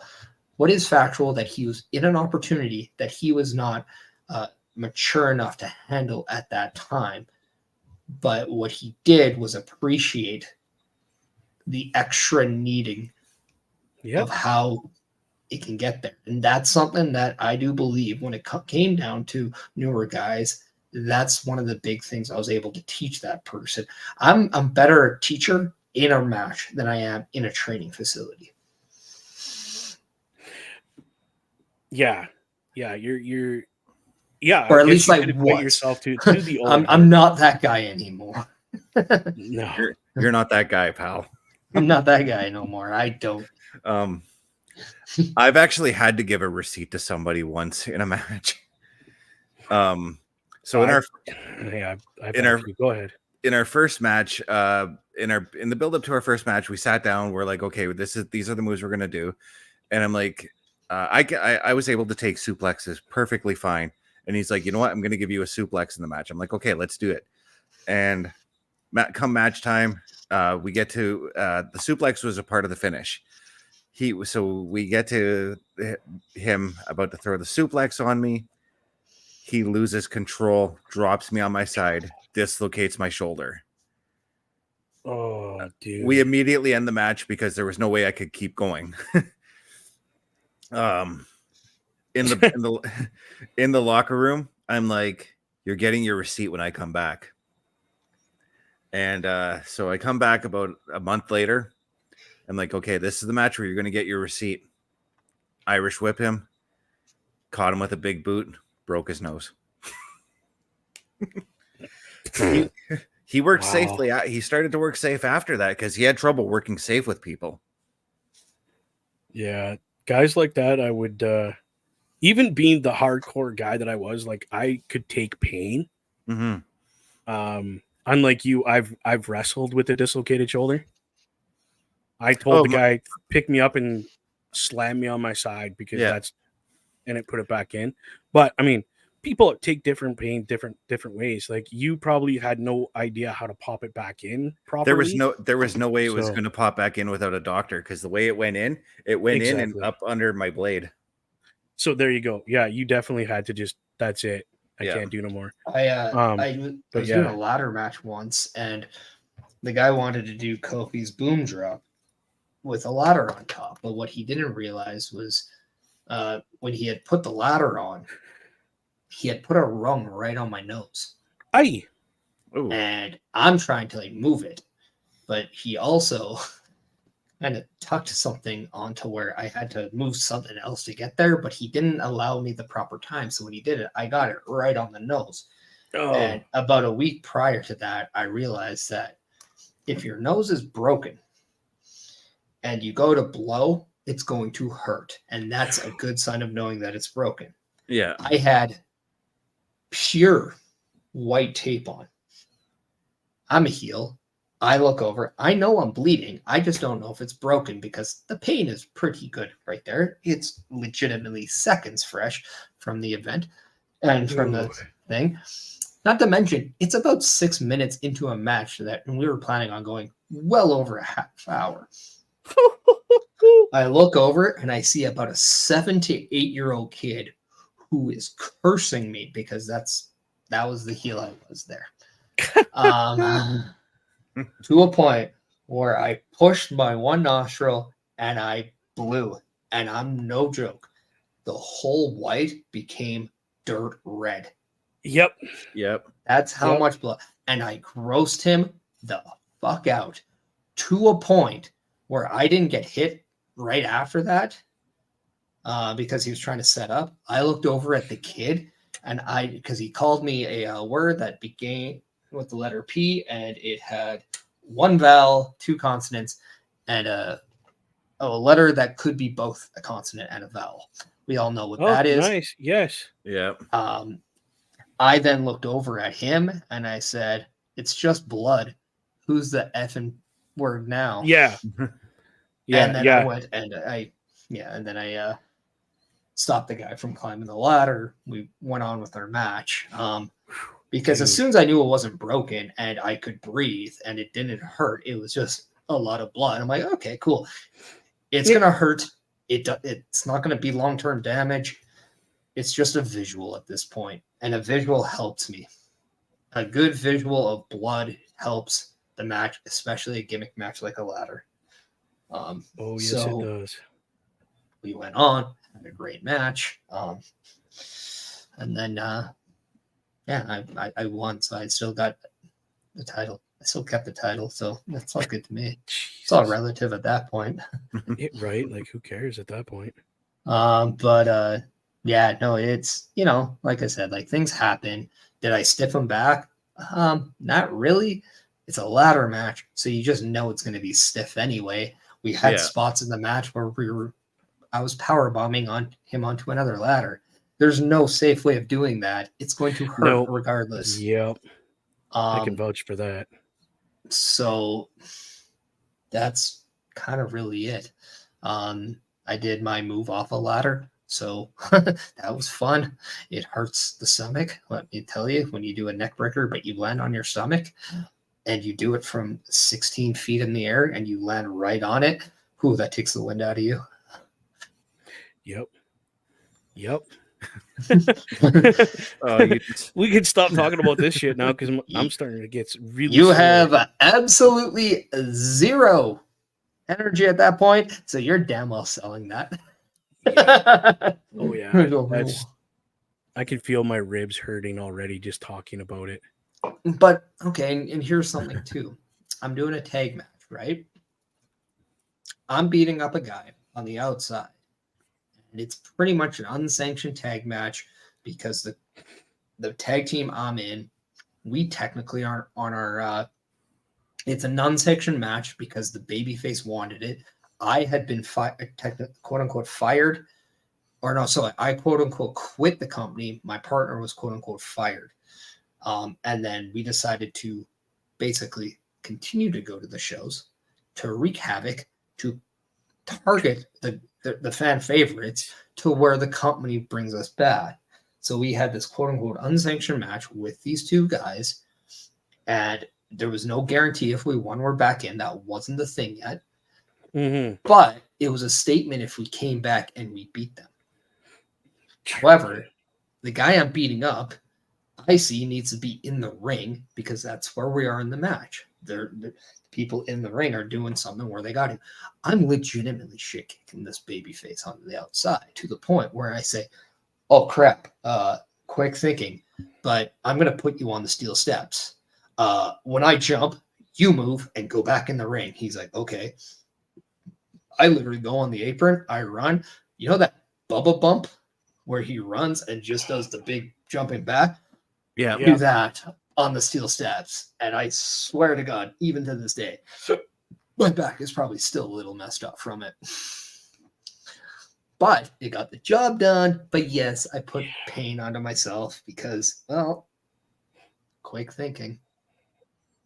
That was my whole career was that pain. It was, but I got the adrenaline rush like you wouldn't believe doing it. Mm-hmm. Like taking tacks didn't bother me. I can't feel my back. I got nerve damage in my back from before wrestling. Steel chairs, kendo sticks, light tubes, the ladders, tables. Like if you could pick it up and hit me with it, I'd be like, sure, whatever. Just don't hit me in the head. Yeah. Don't hit me in the head with it, because you hit me in the head, I black the fuck out, and shit happens that you don't want to have happen.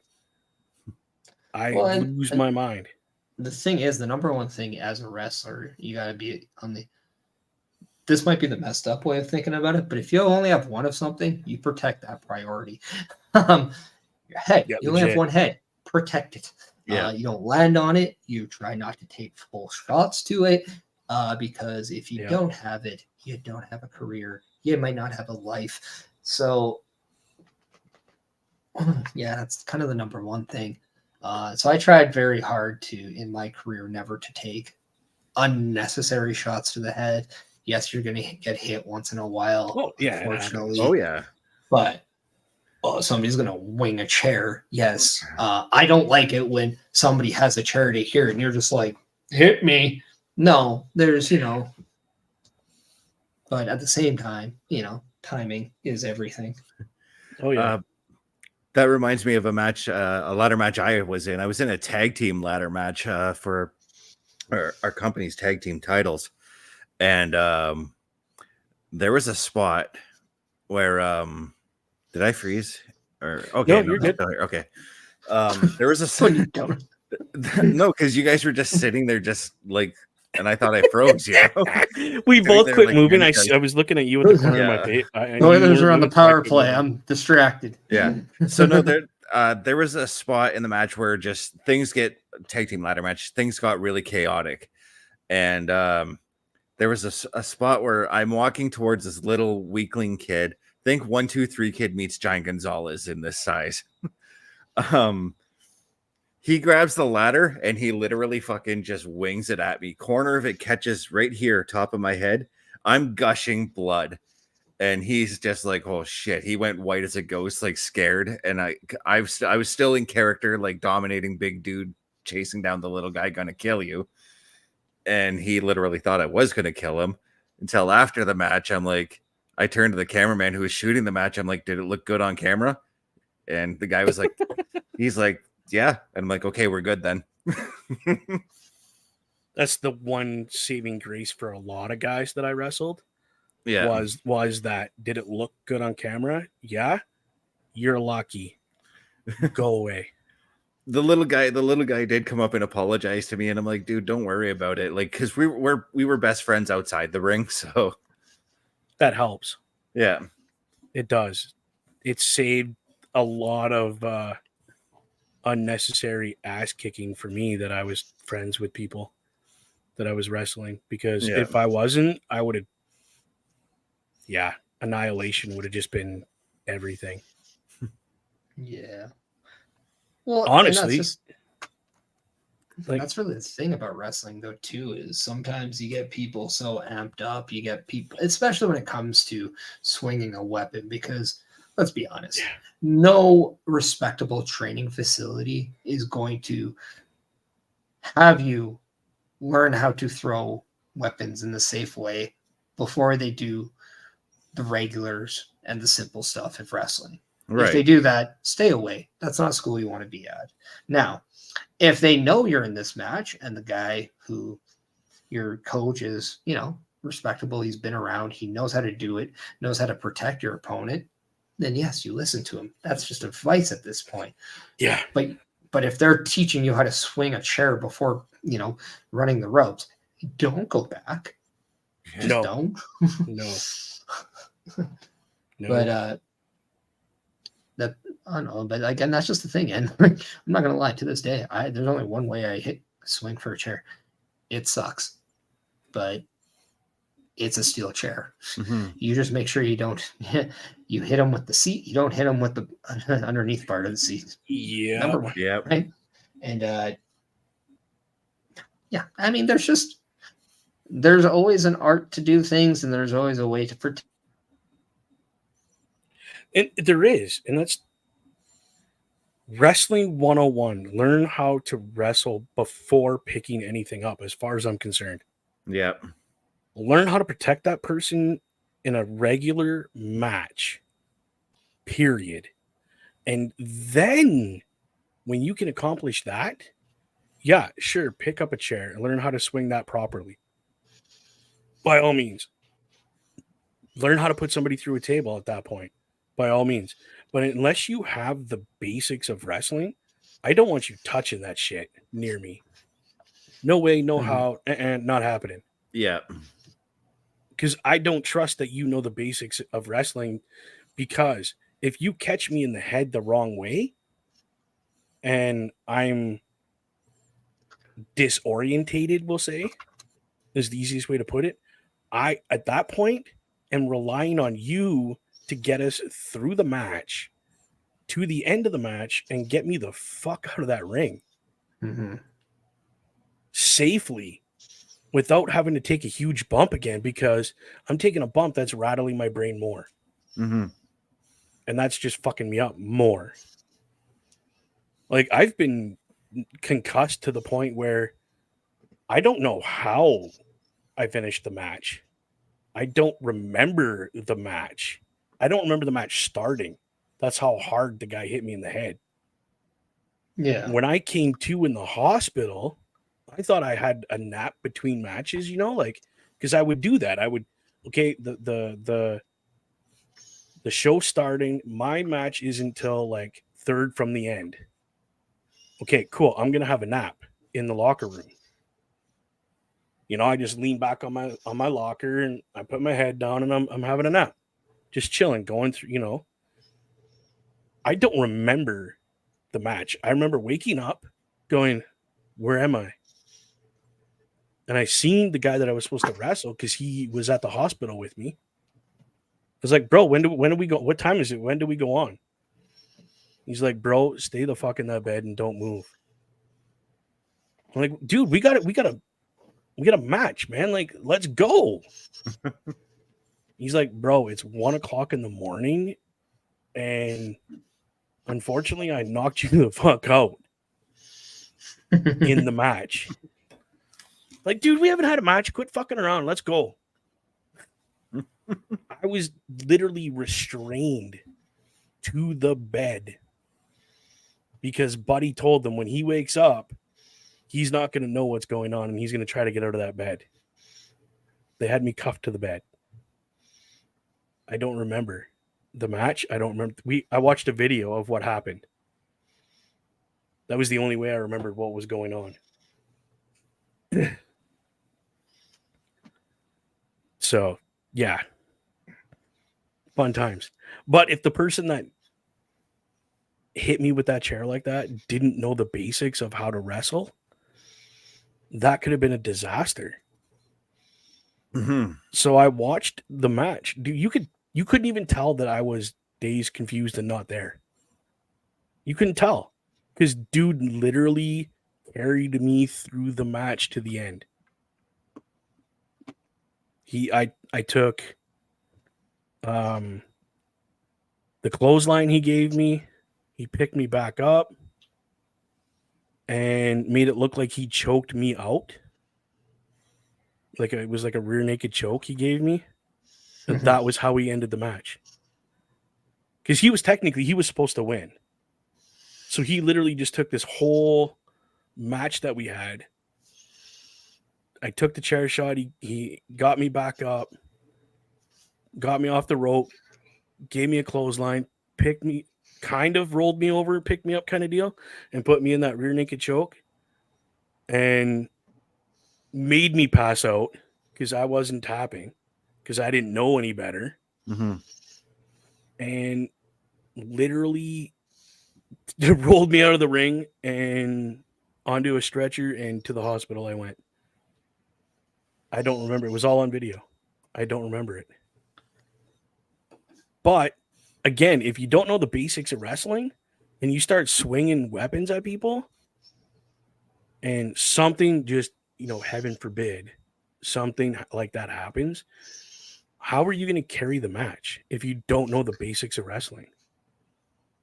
Hey, listen, I know this guy's messed up. I'm going to do one move to make it look crazy to get him to go down if you're not already on the mat, and either pin, and if he kicks out of the pin because it's instinct, you're just running on battery, then choke the guy the fuck out and point to the ref, be like, he's tapping out. Get the ref to ring the bell. Be animate about it, because if you're not and you're just like, hey, he's tapping out, then the ref looks at you and goes, no, he's not. But if you really animate that crap and be like, he's tapping, dude, he's tapping out, he's passed out, he's done, ring the bell. The ref will understand something has gone wrong, rings the bell, and gets you both out of there. Right? Like, yeah. And if the ref don't, then he shouldn't be a ref, as far as I'm concerned. What?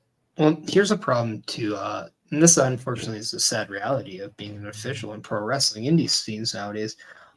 They don't know the right place to go and learn, because there's a lot of times not a senior or an experienced official around you. Yes. So if I was an official, my best thing is travel as much as you can and do shows outside of your area, so you have an opportunity to go to another show that could, or another company that could have somebody there. Even if you're not working, go there, sponge, watch. be that person. Because there is a professional way to work with an official.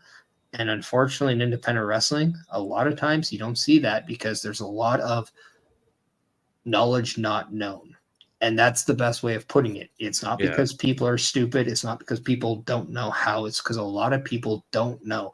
And that's a primary concern. Now, there are people that don't know how or choose not to. And that's just laziness and a little bit of selfishness from not understanding how well this could happen, or it could work to your advantage. Knowing how to work with an official in the match who also knows how to work with you and communicate with you, that's a huge advantage to not just psychology, but understanding your crowd, understanding what you should and shouldn't be doing. Because another thing I've seen that's a lost art nowadays in independent shows is doing the same thing that has been already done in a show, and your official might have been the official for that match. so they could tell you maybe Yeah. stuff like that is so beneficial. And there's a lot of people that just don't have either A, the capability of doing it, or B, which I think is more primary, they just don't know. I think referees should train as wrestlers. Because, and I say this because A lot do. I've watched a referee that I know for a fact has never been in the ring other than to ref. Mhm. Comparing to the same show, okay, 2 different referees in the same show, to the other referee I know for a fact has been in the ring and has wrestled because I've been in the ring with him. And Chris knows who he is. Are you talking about Deuce? He was at Deuce Diamond. Yep. That boy 100% can ref. Oh, fuck yeah. Because I feel because he is and or was, I don't know if he's retired from in-ring performing or not. Yeah, he's but retired from regardless- in-ring. Okay, so Yeah. he's been a wrestler. He knows where to be in the ring. He knows how to talk to the wrestlers without making it look like he's talking to the wrestlers. Everything. Like it looks seamless. Mm-hmm.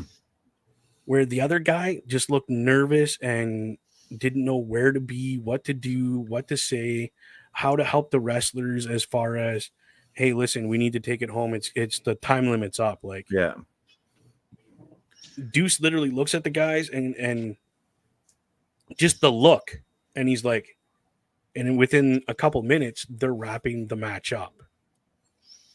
They're taking it home, which to me just exudes confidence in that referee from the talent.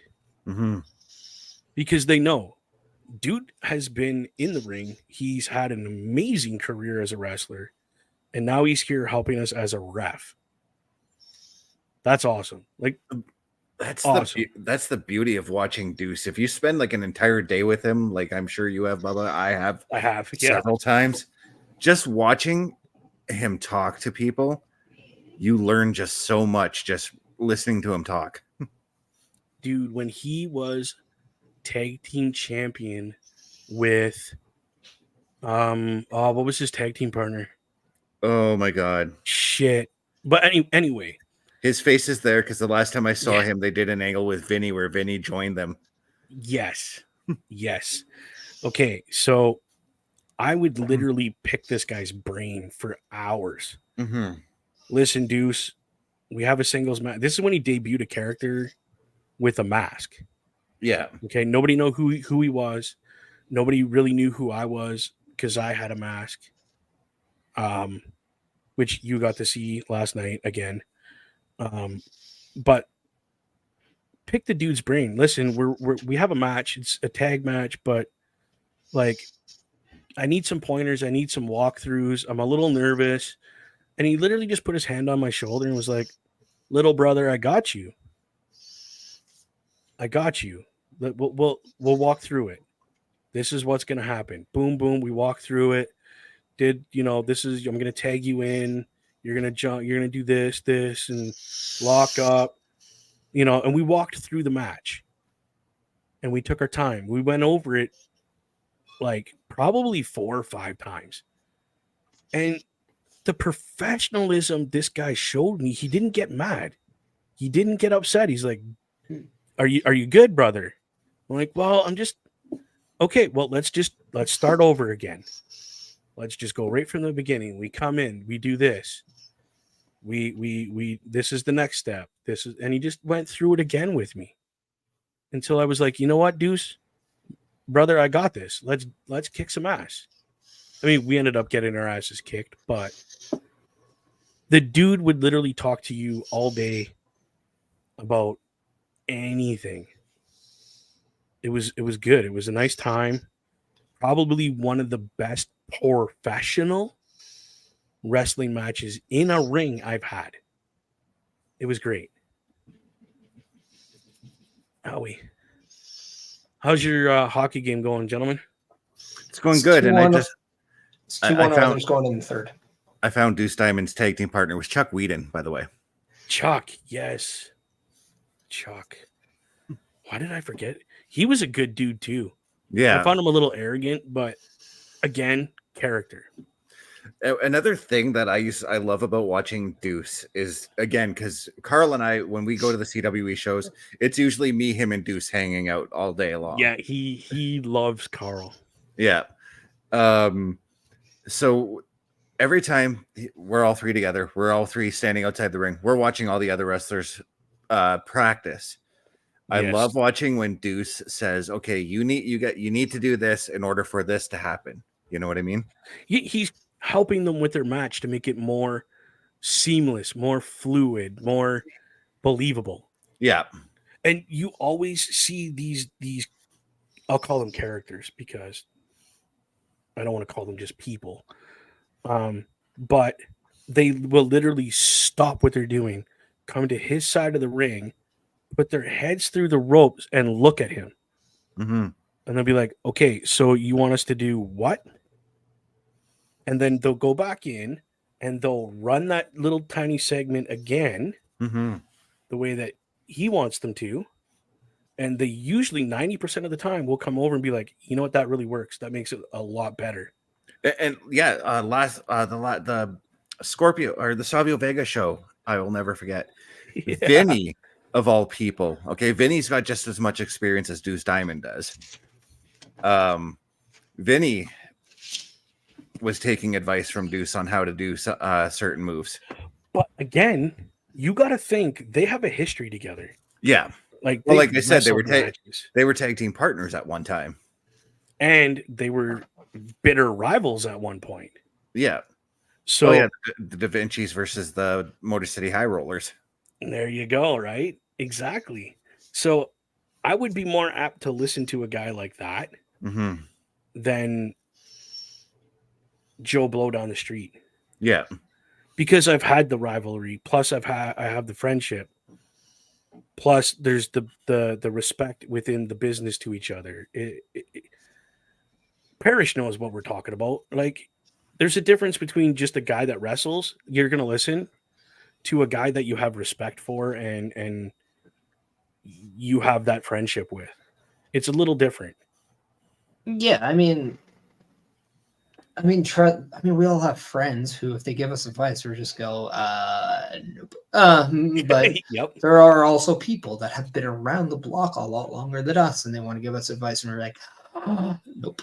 But then there's ones that, hey, maybe they're a year in, but their advice is good. Just dead on. Yeah. And there's somebody I know, you both know, is Sean Martins. Yeah. It is no joke. I've been around longer than he has, but he has reminded me before that, one thing we do in independent wrestling is we overthink everything. Everything. Sometimes you got to be reminded that. Sometimes you can get so caught into the little details, like I do. Like, I'm someone that I prefer the little details than the big spots because I think they matter more. And they might. Sometimes they do, though. But at the same time, to not know, like, you need to know your crowd. The crowd will pick up on that. Sometimes they don't. You can't expect if you're going to a spot show where they don't get a lot of wrestling, they're not going to need to know every little detail about what you do. They just need to know kind of what you're telling them because they're not an educated crowd. Now, does that mean you stop doing it? No, but you don't have to worry about the details of everything. Oh, are they going to care about the fact that I'm wearing red and black shorts and you're wearing a red and black boot cover? They don't care. Right? It's stuff like that. Right? They don't see it. But at the same time, if you're working, say, a few thousand people and you're in a hot program, yeah, you're going to make sure those little details are either covered, whether they're, maybe you do, maybe you don't. I don't know the story, but if it matters, then yes. Yeah. If it doesn't matter, you don't. So it's one of those things where you got to be conscious of what's going on. But yeah, back to your point about that, like, there is a lot of people that you have to be, and here's the thing about knowledge. It's not generational. It's Right. just what it is. It's knowledge. Yep. How you process it and how you use it, that's up to you. And that's not necessarily your fault. That's not necessarily the person's fault who's giving it to you. You got to take it and you got to make it your own and you got to perform it. Sometimes 100%. it's simple, sometimes it's not so simple. But the most important thing is, do you understand it? And if you don't try it in a match. Go back and ask again. 100%. 100%. And that's what I was getting at with Vinny and Deuce Diamond. Vinny was uncertain about a spot. He was working Jimmy Jacobs that night, so I mean, like, he was really overthinking it. He was, but he's never really worked a dude that big. Yeah, so he's trying to practice his spot, get it through, and he just wasn't getting it. Deuce saw what was going on. Yeah. So we all three go outside to have a smoke. Deuce said something to him. I can't even remember what it was. Vinny gets back in the we go back in. Vinny hops back in the ring. He repeats the spot, and he's like, "You're right, Deuce. We're gonna do it that way." It clicked. Yeah, I was there that night. Yeah, I was there that night, and I watched that go down. Yeah, and I looked at OMD because him and I went together. We were sitting side by side, and I was like, "You see what just happened there, bro?" He goes, "Holy shit! I haven't seen that kind of thing in a while, dude." And I'm like, "Because we haven't been around the ring in a while." Yeah, literally, it was the spot where Jimmy Jacobs got thrown out of the ring, and then he comes back in, but at the same time, Vinny is jumping over him to try and do a dive or something. Yep. And it worked out perfectly. Yeah. Like, and sometimes that's all it takes is that guy that you really respect to come over and be like, "I see what you're trying to do, but have you thought about this way?" Mm-hmm. And then you're like, well, let me try it. And then, oh shoot, that would work great. Yeah. Thanks, dude.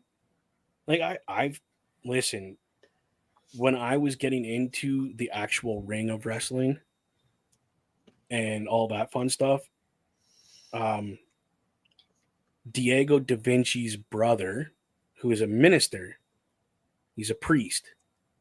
Okay. Oh, his shoot brother. Yeah. Yeah, his real life brother. Yeah. I just don't want to use real names because the kayfabe thing, right? Yeah. So his biological real life brother was talking with him, and Diego was like, "Hey, you need to come check the group out," because we had a couple new guys and me. And he comes up, he kicks everybody out of the ring. Okay. And I'm like, "Yes, Father." He goes, "No, not you. You come here." And he grabs me and throws Irish whip, boom, right off the ropes. And so I took the rope, was coming back towards him, and he went to punch me. And literally he got, and I sold it. Boom, hit the mat, jump back up. Yeah. Back off there. We did that 4 or 5 times. And each time I got closer and closer to his fist. Like at the one point, I felt his knuckles kind of brush on my nose. Yeah. And boom, I sold it. And his father, I'll just call him father because he's a minister, give him the proper respect, was like, "Oh my goodness, if I knew I wouldn't get in trouble, I would come out of retirement to have a match with you. You have so much raw talent. I just want to work with you." Because when I took a bump. That whole ring jumped when I took a bump. And I'm not a very big dude by no means. Right? Like I'm 260. Right? But I think at that point I was closer to about 280. Yeah. 290. But I would take a bump and, I would sell it hard. Like you thought I was going through the ring the way I sold it. But for this gentleman who was, let's be honest, he was TNA original material. Okay. Right. he had a contract put in front of him for TNA when they were just starting out.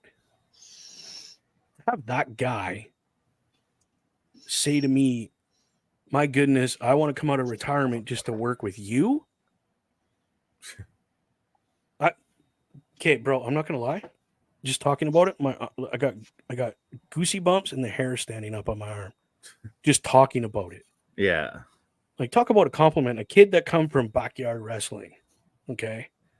Dumb as shit. And for him just to go, no, come here. I want to do something and just react to what I'm gonna do to you. Just react. I'm not even gonna tell you what I'm doing. Just react. And then get back up, hit the ropes as hard as you can, and come back at me. We're gonna do something again. And we're gonna do something, and we're gonna do something, and we just keep going until you can't go anymore. And full tilt, dude, I probably hit those ropes 10, 15 times. And every time I got closer to his fist, or he'd give me a clothesline, or like that stiff forearm, you know. And every time I get closer and closer and closer to actually letting him hit me, and he's just like, bro, yep, I want to come out of retirement. Diego just looked at me and went, I don't know what you just did to my brother. I've never heard him say that in the however many years that he's been a priest. Yeah. And I mean, I've had matches with Diego. Now, were they at a venue? No, because I wasn't ready at that point, but we were working through doing actual matches to get me ready for my big match. Vinny was a trainer of mine as well. Both Diego and Vinny were my trainers. Same here. And I learned a lot of what you call strong style kind of wrestling, like the hard hitting big guy wrestling from Diego, because he's a big guy. Yeah. I mean, he was a bodybuilder at one point. Oh, Bulkster's in the house. Yay. His old ass is tired. He's going to bed. Have a good night, buddy. Yeah. And then a lot of because I wanted to learn like lucha style, like the high flying and that kind of thing. I learned that all from Vinny. Yeah, and see what I learned from Vinny, because Bubba, well, you've known me in real life. You know how tall of a guy I am. You're giant, dude. Like, yeah. Vinny taught me how to work the small guys. That's what you need. As a big guy, you need to be able to work with little dudes. Yeah. Because we're all technically, compared to you, we're all little fucking dudes. Yeah. Like, I'm not a small guy, okay? By no means. But my height, I don't have a lot of height. Yeah. I'm bulky. I'm a farm boy from back in the woods, and I got, like my shoulder. Look at my shoulders. I got big shoulders. I'm a big dude. But next to you, dude, I felt like fucking Mickey Mouse. I mean, if you look at that picture of all of us, I tower over everyone. You. Like, how tall are you there, Bubba? When I was wrestling before I got my car wreck, I was 5'8". How tall are you right now? After my car wreck, now, because of my back injury, I'm 5'5.5". Okay. Yeah, I've shrunk considerably. I broke my neck and my back really bad. So I'm a full foot taller than Bubba. Yeah. Because I'm 6'5". He's a fucking giant and here's the thing. You look big now, okay? Let's get the hypotheticals. If you lost weight, like if you lost that belly just a little bit, dude, you would look fucking huge. Yeah. You would be so intimidating. As he like showcases it up. Yeah, he's like, yeah, buddy. He's like Otis up the outside. But no, for real. Like if you were in better shape, not saying you're not healthy, not saying that shit, not saying nothing about that, but because of your height, if you were just that little bit better shape, just little bit, I wouldn't want to take you on in a match. Fuck, dude, I would be in that ring going, how the hell can I, like Eddie Guerrero style? Yeah. Okay? How the hell can I cheat, lie, and steal this match so this guy really doesn't have to touch me? Oh, just take out my right knee right now. But you know what I'm saying? Like, I would be like, Duly okay, noted. so what do I got? Right? If I meet you in an alleyway, bro, I'm fucking your knee up. But literally, you would have been that guy that I would have been going after you, to be quite honest, to Yeah. have a match with you. And you know what though? Because I enjoyed wrestling the small people. I would have said yes, let's do it. Right, and we would have had a banger of a match. DC Wild, when he made his comeback and got the title. Mm-hmm. By the way, excuse me. Oh, not to pat my own back or toot my own horn, DC Wild wouldn't have the championship if it wasn't for me, because I told Rob to book him for the championship. yeah. Well, DC Wild, to give a little background, was basically the face of the company. He was so fucking over. Like the mention of DC Wild, he might possibly be making a comeback. We're not sure, but he might. We sold out the building because it was just a thought. Yeah. It wasn't even he's definitely going to be here 100%. He's making a comeback. Like, literally, he wrestled as his other persona, snuck out the back, I got him in the front door because at that point I was running security for the company. Got him in the front door, so nobody noticed him because he was wearing a trench coat with a hoodie and the whole 9 yards. Got him up to the balcony where the sound guy was, that nobody else was allowed up there. Yeah, only me and Kevin were, and you were allowed up there. Yeah, you remember. Okay, cool. Yeah. I didn't think you did. But got him up there. Literally, he changed into his DC Wild character. Something happened in the ring. I think Vinny was getting his ass handed to him. Yeah. Because him and Vinny were best friends. He ran down those stairs. His music hit, down the stairs, through the crowd, jumped the rope that was blocking everybody from getting to the ring. And the place absolutely went wild when his music hit. Yeah, and that was the catalyst, because Rob came to me after like a month or so after the show, and he's like, okay, we have the new Saw championship. Who do we put it on? And I said DC Wild. DC Wild. And he's like, because he told me he can't hear the crowd from where he is because he's always in the back with the wrestlers, right? You could hear the crowd as he chose to ignore what was going on. Yeah. Because said person thought they were Vince McMahon of Sault Ste. Marie. And he wasn't. Yeah.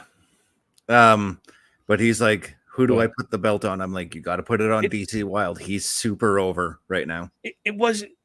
And here's the kicker. DC Wild wasn't even wrestling at that point.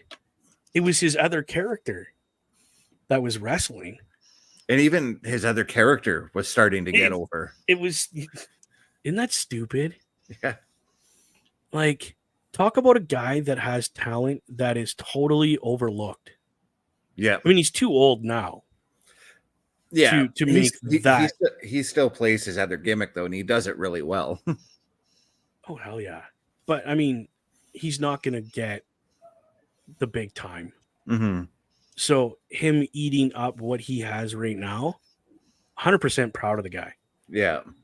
I mean, I want him to bring back DC Wild to the event that he goes to now with the other character. Yeah.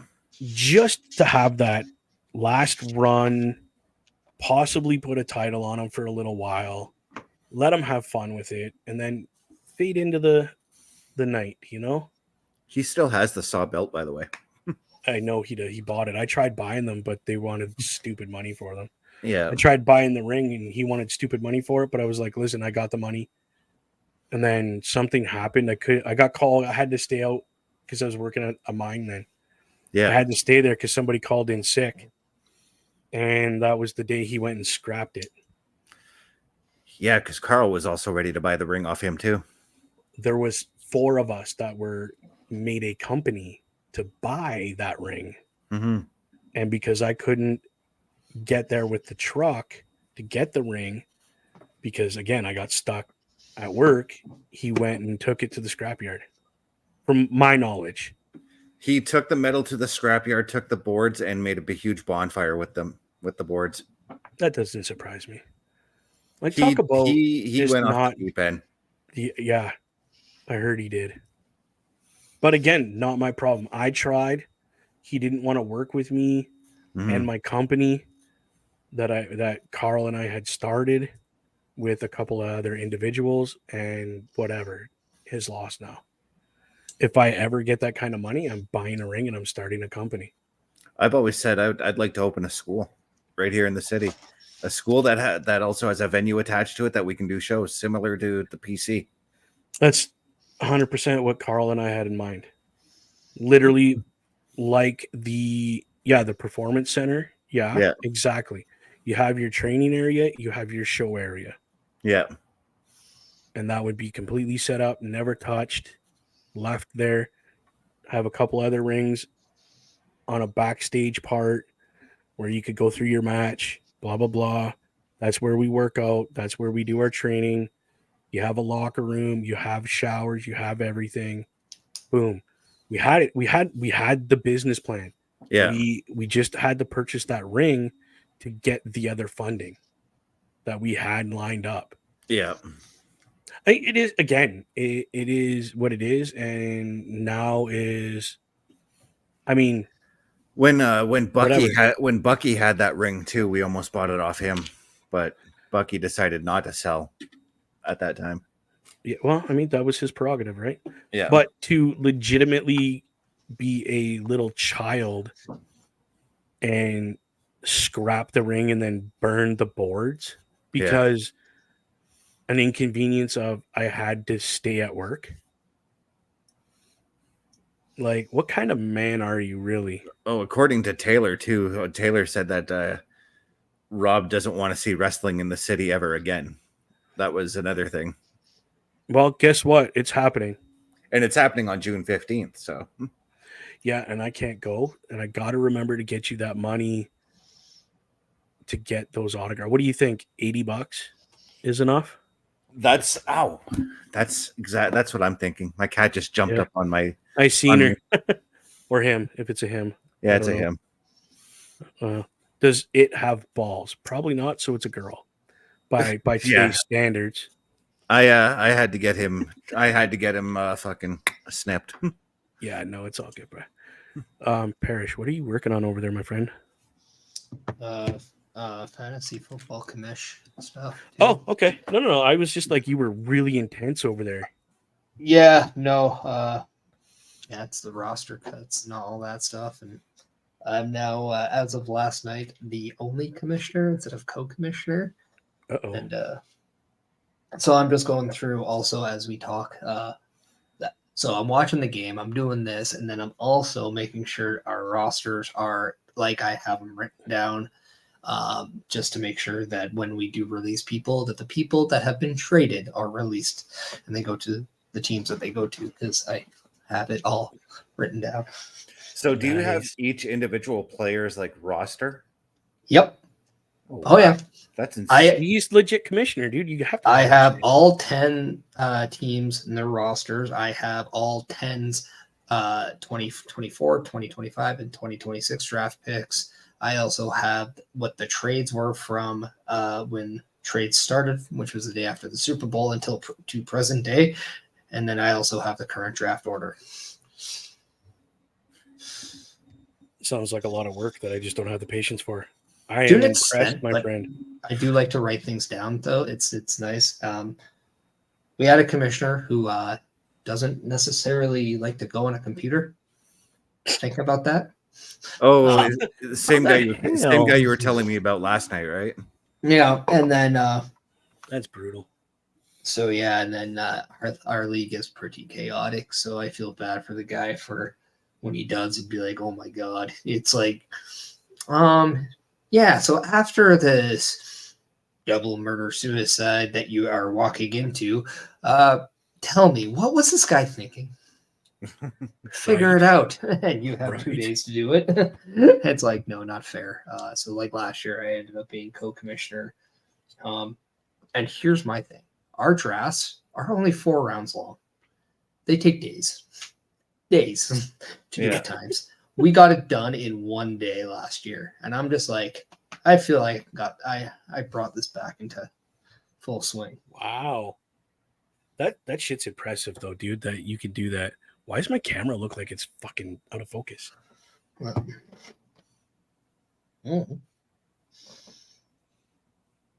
Yellow finger, red finger, yellow finger, red finger. And for a brief second, green Bubba. Yeah, dude, I was green, eh? Yeah. Hawking up, motherfuckers. We were all green at one point. Yeah. I've been Easy green. being green. It ain't easy being green. It ain't easy being Bubba neither.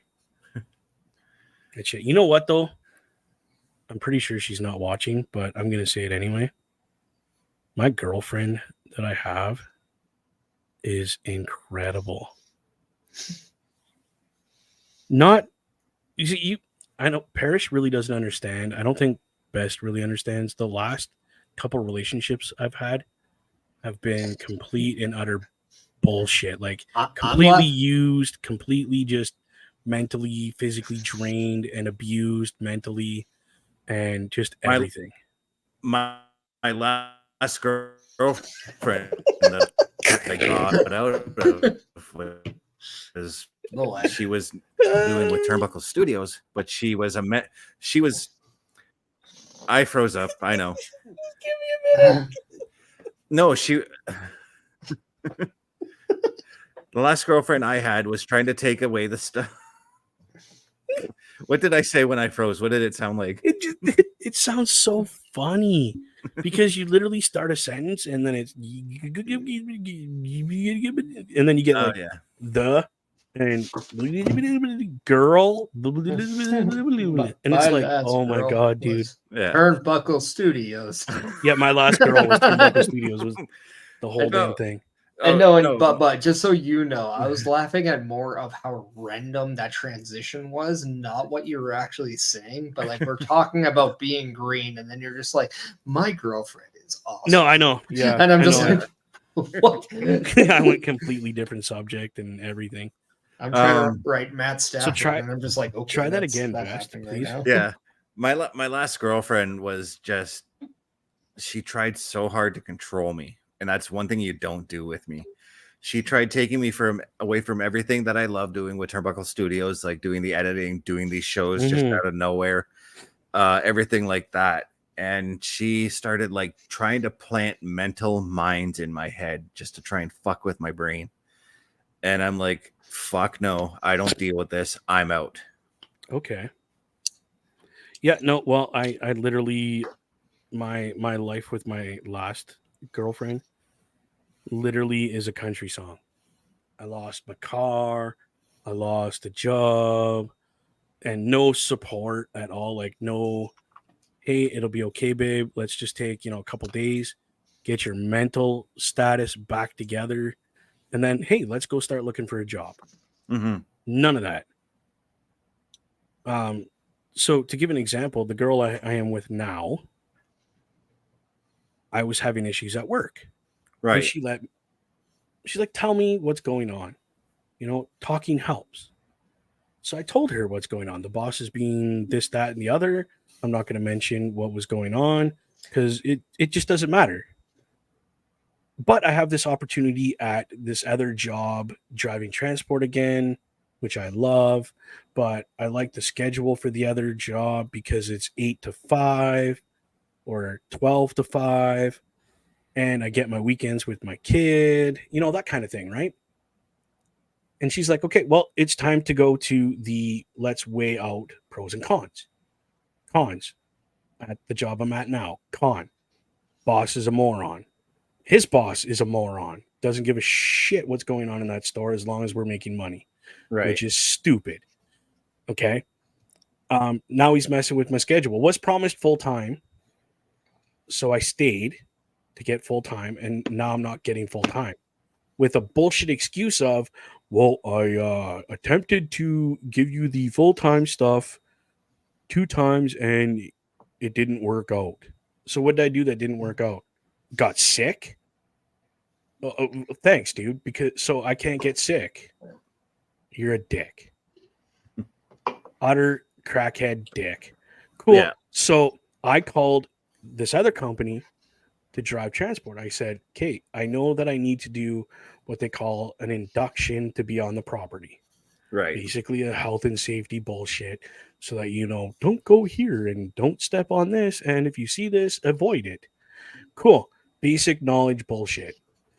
When can I get into that? Well, he's like, well, it starts Monday. Good. Sign me up because I'm walking out of my job right now.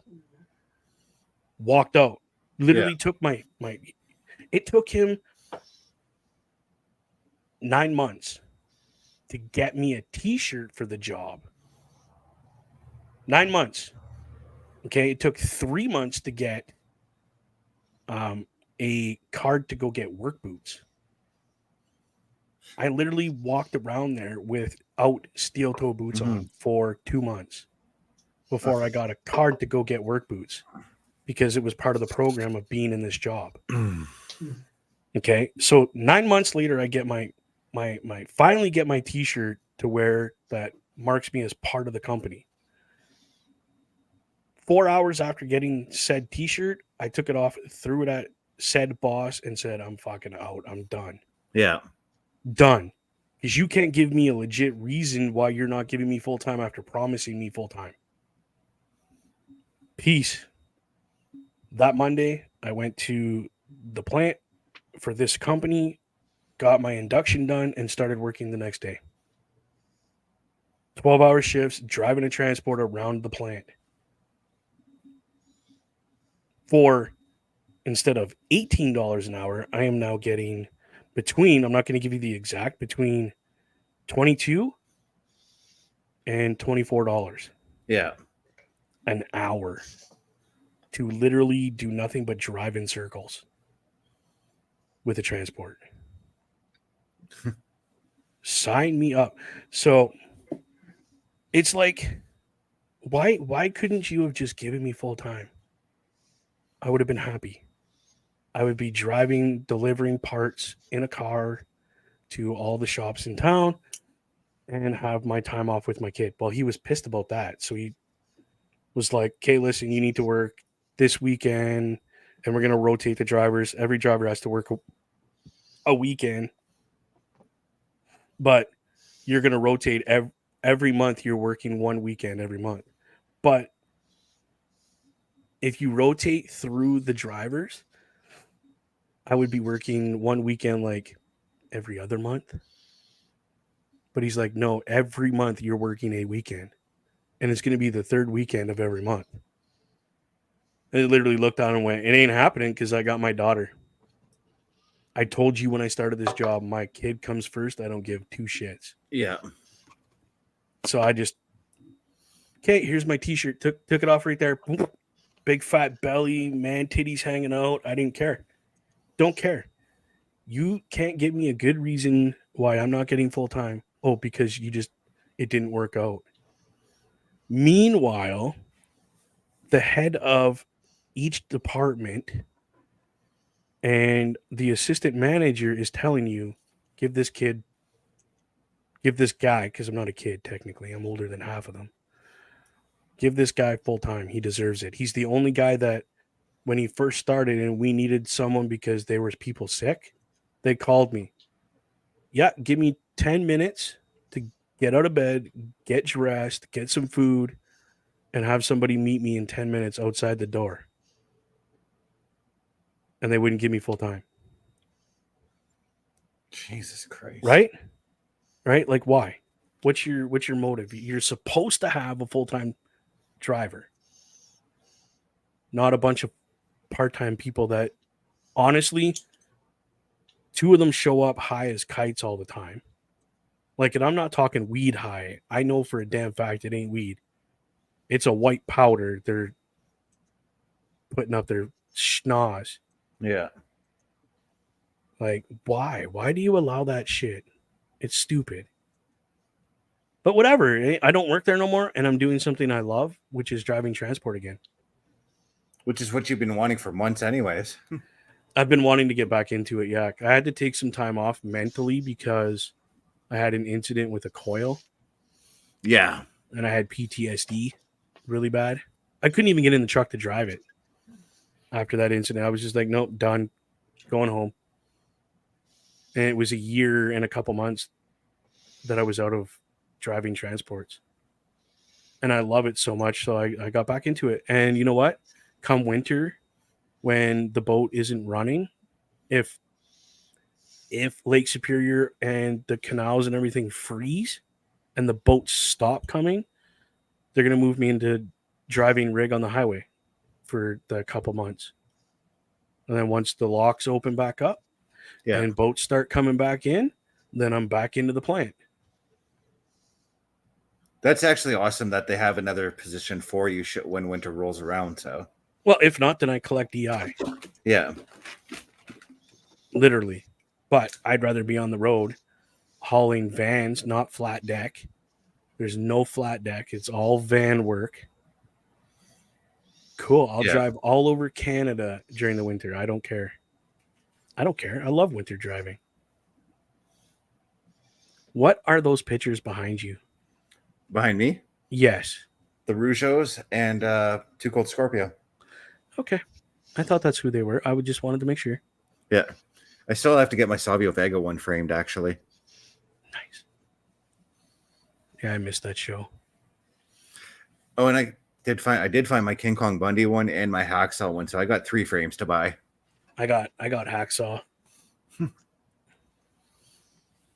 Parrish looked like he was ready to say something. Aside from that. No, he just didn't look happy about what's going on in the game right now. They're tied at 2 with like a minute and a half left. Well, I'm not happy. I'm just like, Princess. Oh, Vincent Darnay actually learned how to do his fucking job. He looks and sees a guy behind him and he's like, oh, okay. And then 2 seconds later, that guy has a wide open net because he didn't do his job and defend. Yeah. It's like, dude, you just looked at him. You saw that he was open and you continuously just looked in front of you and took no one. I was like, fuck. Instead of back checking, essentially? No, just fucking move 3 feet to your other side, and then guess what? This guy doesn't shoot the puck into the empty net. The puck travels faster than people, man. But like common sense, yes, just right there. You literally looked at the guy and saw that he was open, and you're just like, okay, cool. Yeah, I'll just go somewhere else. No, another thing, he just chose not to go somewhere else, and he needed to. It's like, hey, look, there's lemonade over there, and I'm thirsty. Okay, I'm going to stay here. Lemonade. I wonder why I'm so thirsty. I'm dying of dehydration. I wonder what I could have done differently. And all I can think of is lemonade. I'm pretty sure that's what he was thinking, too, because it sure wasn't, hey, I should defend this guy. That's awesome. Talk about fucking the guy being tall and has all this like potential, but nope. You are the weakest link. Good boy. Well, at least he is one of the weakest links, so yeah, he's just like 9 feet tall, but he lacks common sense. It's like great. I don't care if you're big. I mean, great. You got this is what pisses me off as a shorter athlete, though. You get pushed aside sometimes because of the physical prowess of somebody else, but they don't know how to do the fucking job better than that person. But they get the advantage. But, well, yeah, you're 6'8". Yeah, we need 6'8". Cool. That's great. That's like almost the wrestler. Yeah. Well, it's like, I remember one year when I was playing hockey, and I was a defenseman. I'm a short defenseman, right? So if you have a chance to get a tall defenseman on your team, I get the aura, and we're younger, so you can teach. It's not the pros where you're just like, hey, you're a defenseman, you defend. I mean, you think in the third round of the Stanley Cup Finals, the guy knows that. I guess I'm wrong, but no, and I got cut because they wanted the bigger guy, and then sure enough. Guess who the entire time was their weakest link on their team? That player. And what was funny is I make the team to the next level. We're so dominant that we move up. Wow. And guess what? We won that league. Yeah. We not only just moved up, we took the league and we knocked them out. And the best part is, I'm shaking the coach's hand and be like, well, at least you got the big guy, right?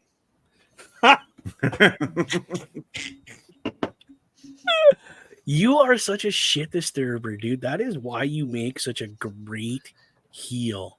But that Honestly. to me, that's what drove me to that year, because it was like I got pushed aside for a bum. And it's like, I know that I'm not big, but I was better. And I know that. And guess what? It helped. It made our team better. It made me better. And it was great because, it puts a chip on your shoulder. It's motivation. And that's the thing. Like, did I piss my pants because I didn't make the team? No, I got pissed off because I didn't make the team based on something that really didn't fucking matter, because this guy, no matter how tall he was, even if he went to school for how to throw, he still couldn't throw a body check, and that pissed me off, because nothing bugged me more than seeing a guy who is that big be as almost as physically disabled as Superman.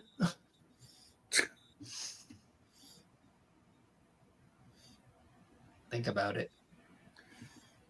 Yeah, I got it. Really? Hey, but I used to different physically disabled though. Right? He just didn't play a physical game, and it's like, you don't always have to, but you also suck at hockey, so that doesn't help. So it made me feel good that it's like, yeah. So shake your hand. You're like, good game, good game, good game. At least you got the big guy. And he thought I was arrogant at the time, but I'm like, what's more arrogant? Me saying that to you at that time, or you saying I'm not somebody you needed on your team, and I just captained a team that kicked your ass? Yeah, literally, I just took what negativity you tried to give me and turned it completely back around and just kind of went, eat it, bitch. And it was funny because they squeaked into the playoffs, and we didn't. Then we took the lead. We even came third in provincials in a division that we moved up to. So not only was I, in my eyes, someone that thought I should have made that team, we had a group that should have probably made that team. Right. But also, we had just a better coach. We had better alternate coaches. We had just a better support system. We were just better in every sense of the book. And it was like, you know what? That just made me happy. It was a special team, a special year, because we did something that honestly doesn't happen very often. What, move up and actually dominate? Well, and win the league and then almost win the provincials. So no matter what, we weren't the rep team that year. But you know what? At the end of the year, we were the better team. And we were the talking point of the rep league, despite the fact that we weren't supposed to be there. That's just funny to me, to be honest. Like 100%. Yeah. You're not supposed to be there, and you're there whipping ass and taking names and not giving a shit. And here's the thing. We came in third because it's one of those, when you don't make the finals, you play like the third and fourth position. So we won that. We lost the semifinals in triple overtime. So it's not even one of those games where it's like we got dominated. No, it was a close game. So it's like it could have gone either way.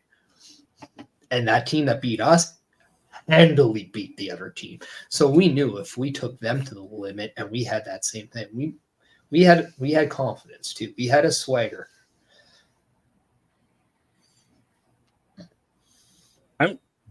I don't know what to say other than fuck, that's cool. Like, congratulations for sticking that negativity completely sideways up that guy's candy ass. Like, you don't want me? Fine, I'll go here and I'll do better and I'll show you how much And that's probably why, like, a guy like Vincent Desharnais on the Oilers, yes, he's big, yes, he's tall. Great, good for you, but can you play your position better than the other options that we could have had? And if you can't, right? then I have an idea. Duck 2 and go fuck yourself. Excuse me.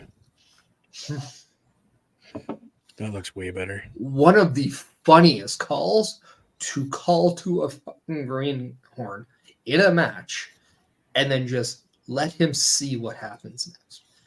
Nice. The best. You shoot him off.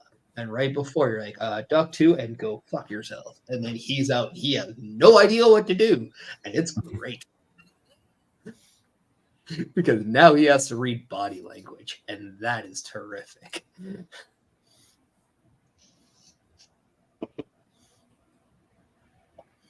Yeah, I used to rip people back in my day too. I bet. Holy crap, lot. dude. I did the shoelace thing once, but I only did it to a referee. And so like I undid his shoelace and he got mad at me because I'd do a hold, I'd undo his shoelace, and then I'd tell him, like, dude, your shoelace is undone. But right before I did it, we're getting up and we're doing quick pin drills. So he wouldn't have the time to fix it. And then all of a sudden put him back in, and then he would do it again. And then right before we get back up, I'd undo his other one, and he'd be like, what the hell? And then is that your fucking cat? Yeah, she found her favorite toy. So she's getting excited. All I can hear is meow, meow, meow. Like, what the fuck? Yeah, she anyway, found gentlemen. She found her favorite toy. She got super excited. So no, that's cool. I was like, what the hell was that noise? At least we're not hearing gunshots and fireworks going off. Yeah. It's been 3 hours, boys. I think I'm just kind of running everything down on the bottom for everybody. Again, that's where you can catch me. Yeah. YouTube is Bubba OMD.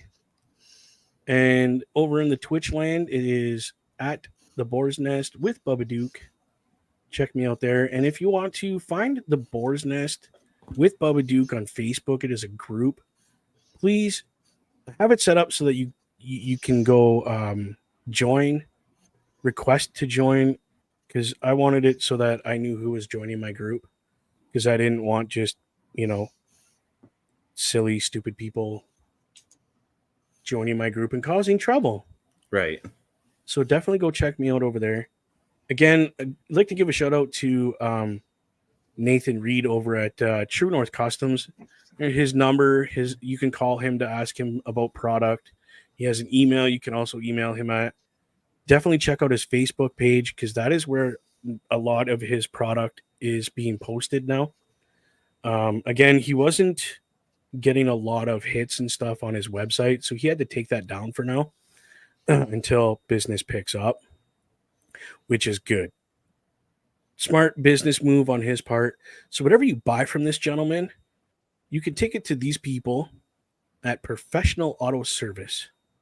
There's their website if you need to contact them, or you can call them at their phone number. The owner there is Corey, one of my good friends.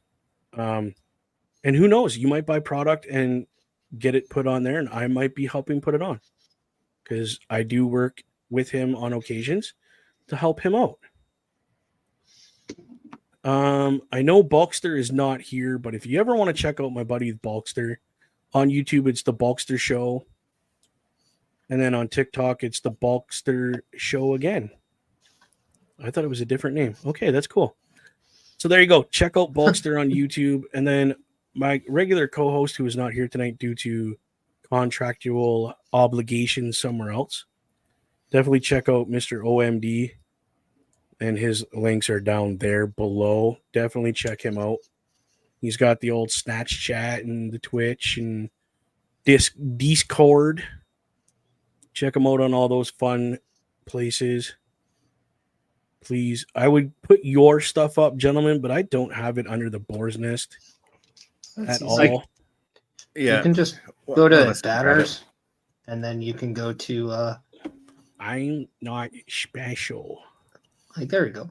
There you go. Thank you. So there's Chris Best stuff. Dude, you need to get a fucking real tree or the link tree thing.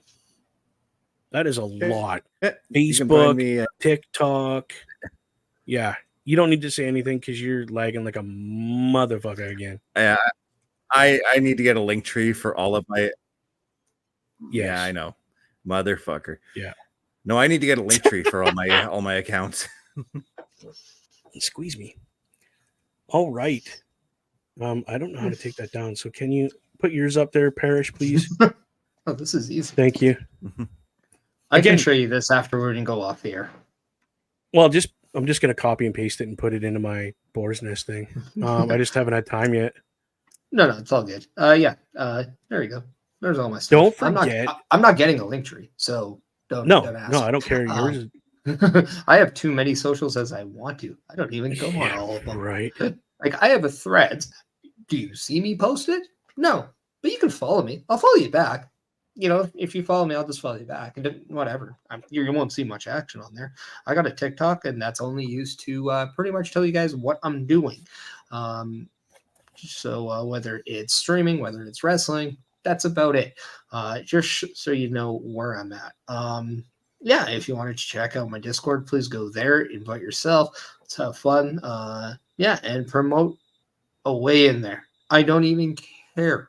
Just promote yourself. The whole idea of my Discord is to have fun and to try to grow your stream. So yeah, if that's something that sounds attractive to you, please join. Definitely. Then yeah, catch me Let's not every forget- Sundays at 12:15 p.m.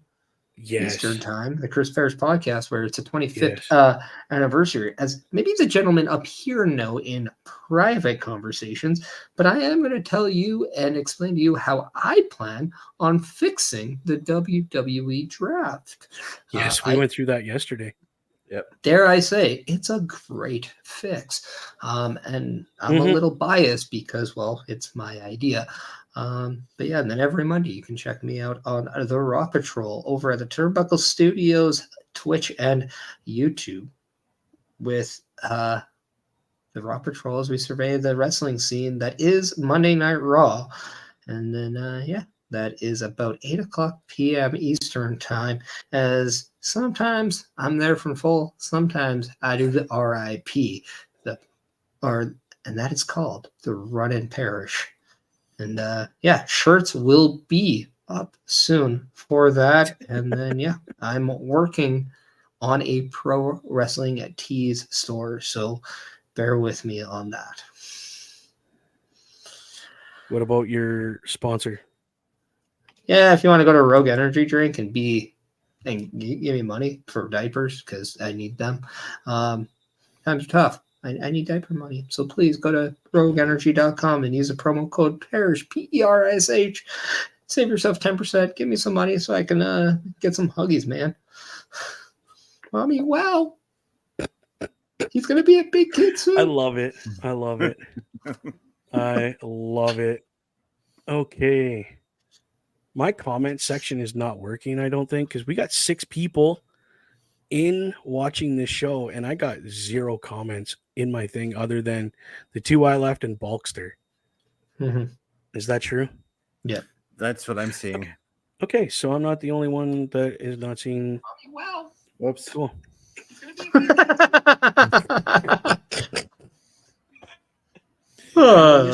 You also had a comment on Facebook too as well. Oh, I don't see it's that not shit. sure. I don't see it here either. So No, I don't see that shit. I don't know why. It's stupid. Literally, we got 2 on Turnbuckle Studios, 2 on Bubba OMD, which is the YouTube. Excuse me, and 2 on the Facebook. So That is needless to pretty say, cool. if you're watching this, be active in the chat. Be a part of the Next show. time. Yeah. We've been live for 3 hours and 10 minutes. and all we did was just shoot the shit. But that's what open mic night in the Boar's Nest is all about. But before we go, I want to show you guys something really cool that Mr. Best did for me. I'm going to take everybody down for a minute. I don't know if you could still talk. I don't even know if you could still hear me.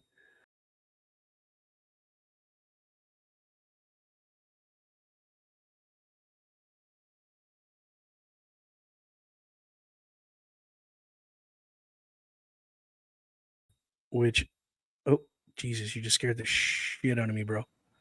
Yeah, when you put yourself down there in StreamYard, Bubba, it mutes everything. So you It couldn't mutes hear it. anything. Yeah. No, that's cool. So that is the Boar's Nest open mic night. So when I do these open mic nights, basically it is about everything and anything that we want to talk about. It doesn't have to be wrestling. It doesn't have to be gaming. It doesn't have to be anything in particular. Like we literally covered the gamut of topics tonight. We went from hockey, baseball, football, wrestling. We did cover some wrestling because I mean there was a huge announcement today that next year's SummerSlam is going to be 2 nights. No, 2 years from now. Yeah. Sorry. Is going to be 2 nights, and I am saving money to go to the first one. I don't care what anybody says. All right, does anybody have anything else to say? No? Good. Oh, no. Bye. Have a good night, everybody. Thank you for coming and dealing with our crazy ass conversations. Can't wait to see you guys next week if I'm here, because I don't think I'm going to be. I think I'm going to be working because a boat is coming in Sunday night, Monday morning. And please don't forget to check out this gentleman on the Saturday night gaming. What time does that start? 8 p.m. Eastern. 8 p.m. Eastern Standard Time on this network. And as of this Saturday, he will be broadcasting, if possible, here live on the Boar's Nest, if it's possible. It should be, because I only stream to my 2 channels. So, yeah, I should be able to do it. There you go, brother. So check that out. That is everything you need to know about what's going on in the PlayStation world of gaming, where usually on Thursday night, starting at 8 o'clock Eastern Standard Time, that's 8 o'clock p.m. Eastern Standard Time, OMD, my regular broadcast partner, and I talk everything about Xbox and movies. So go check out Saturday night if you're a PlayStation gamer. On that note, my friends, thank you for coming out to the first open mic night here in the Boar's Nest. I appreciate it. We out, people. Have a great night.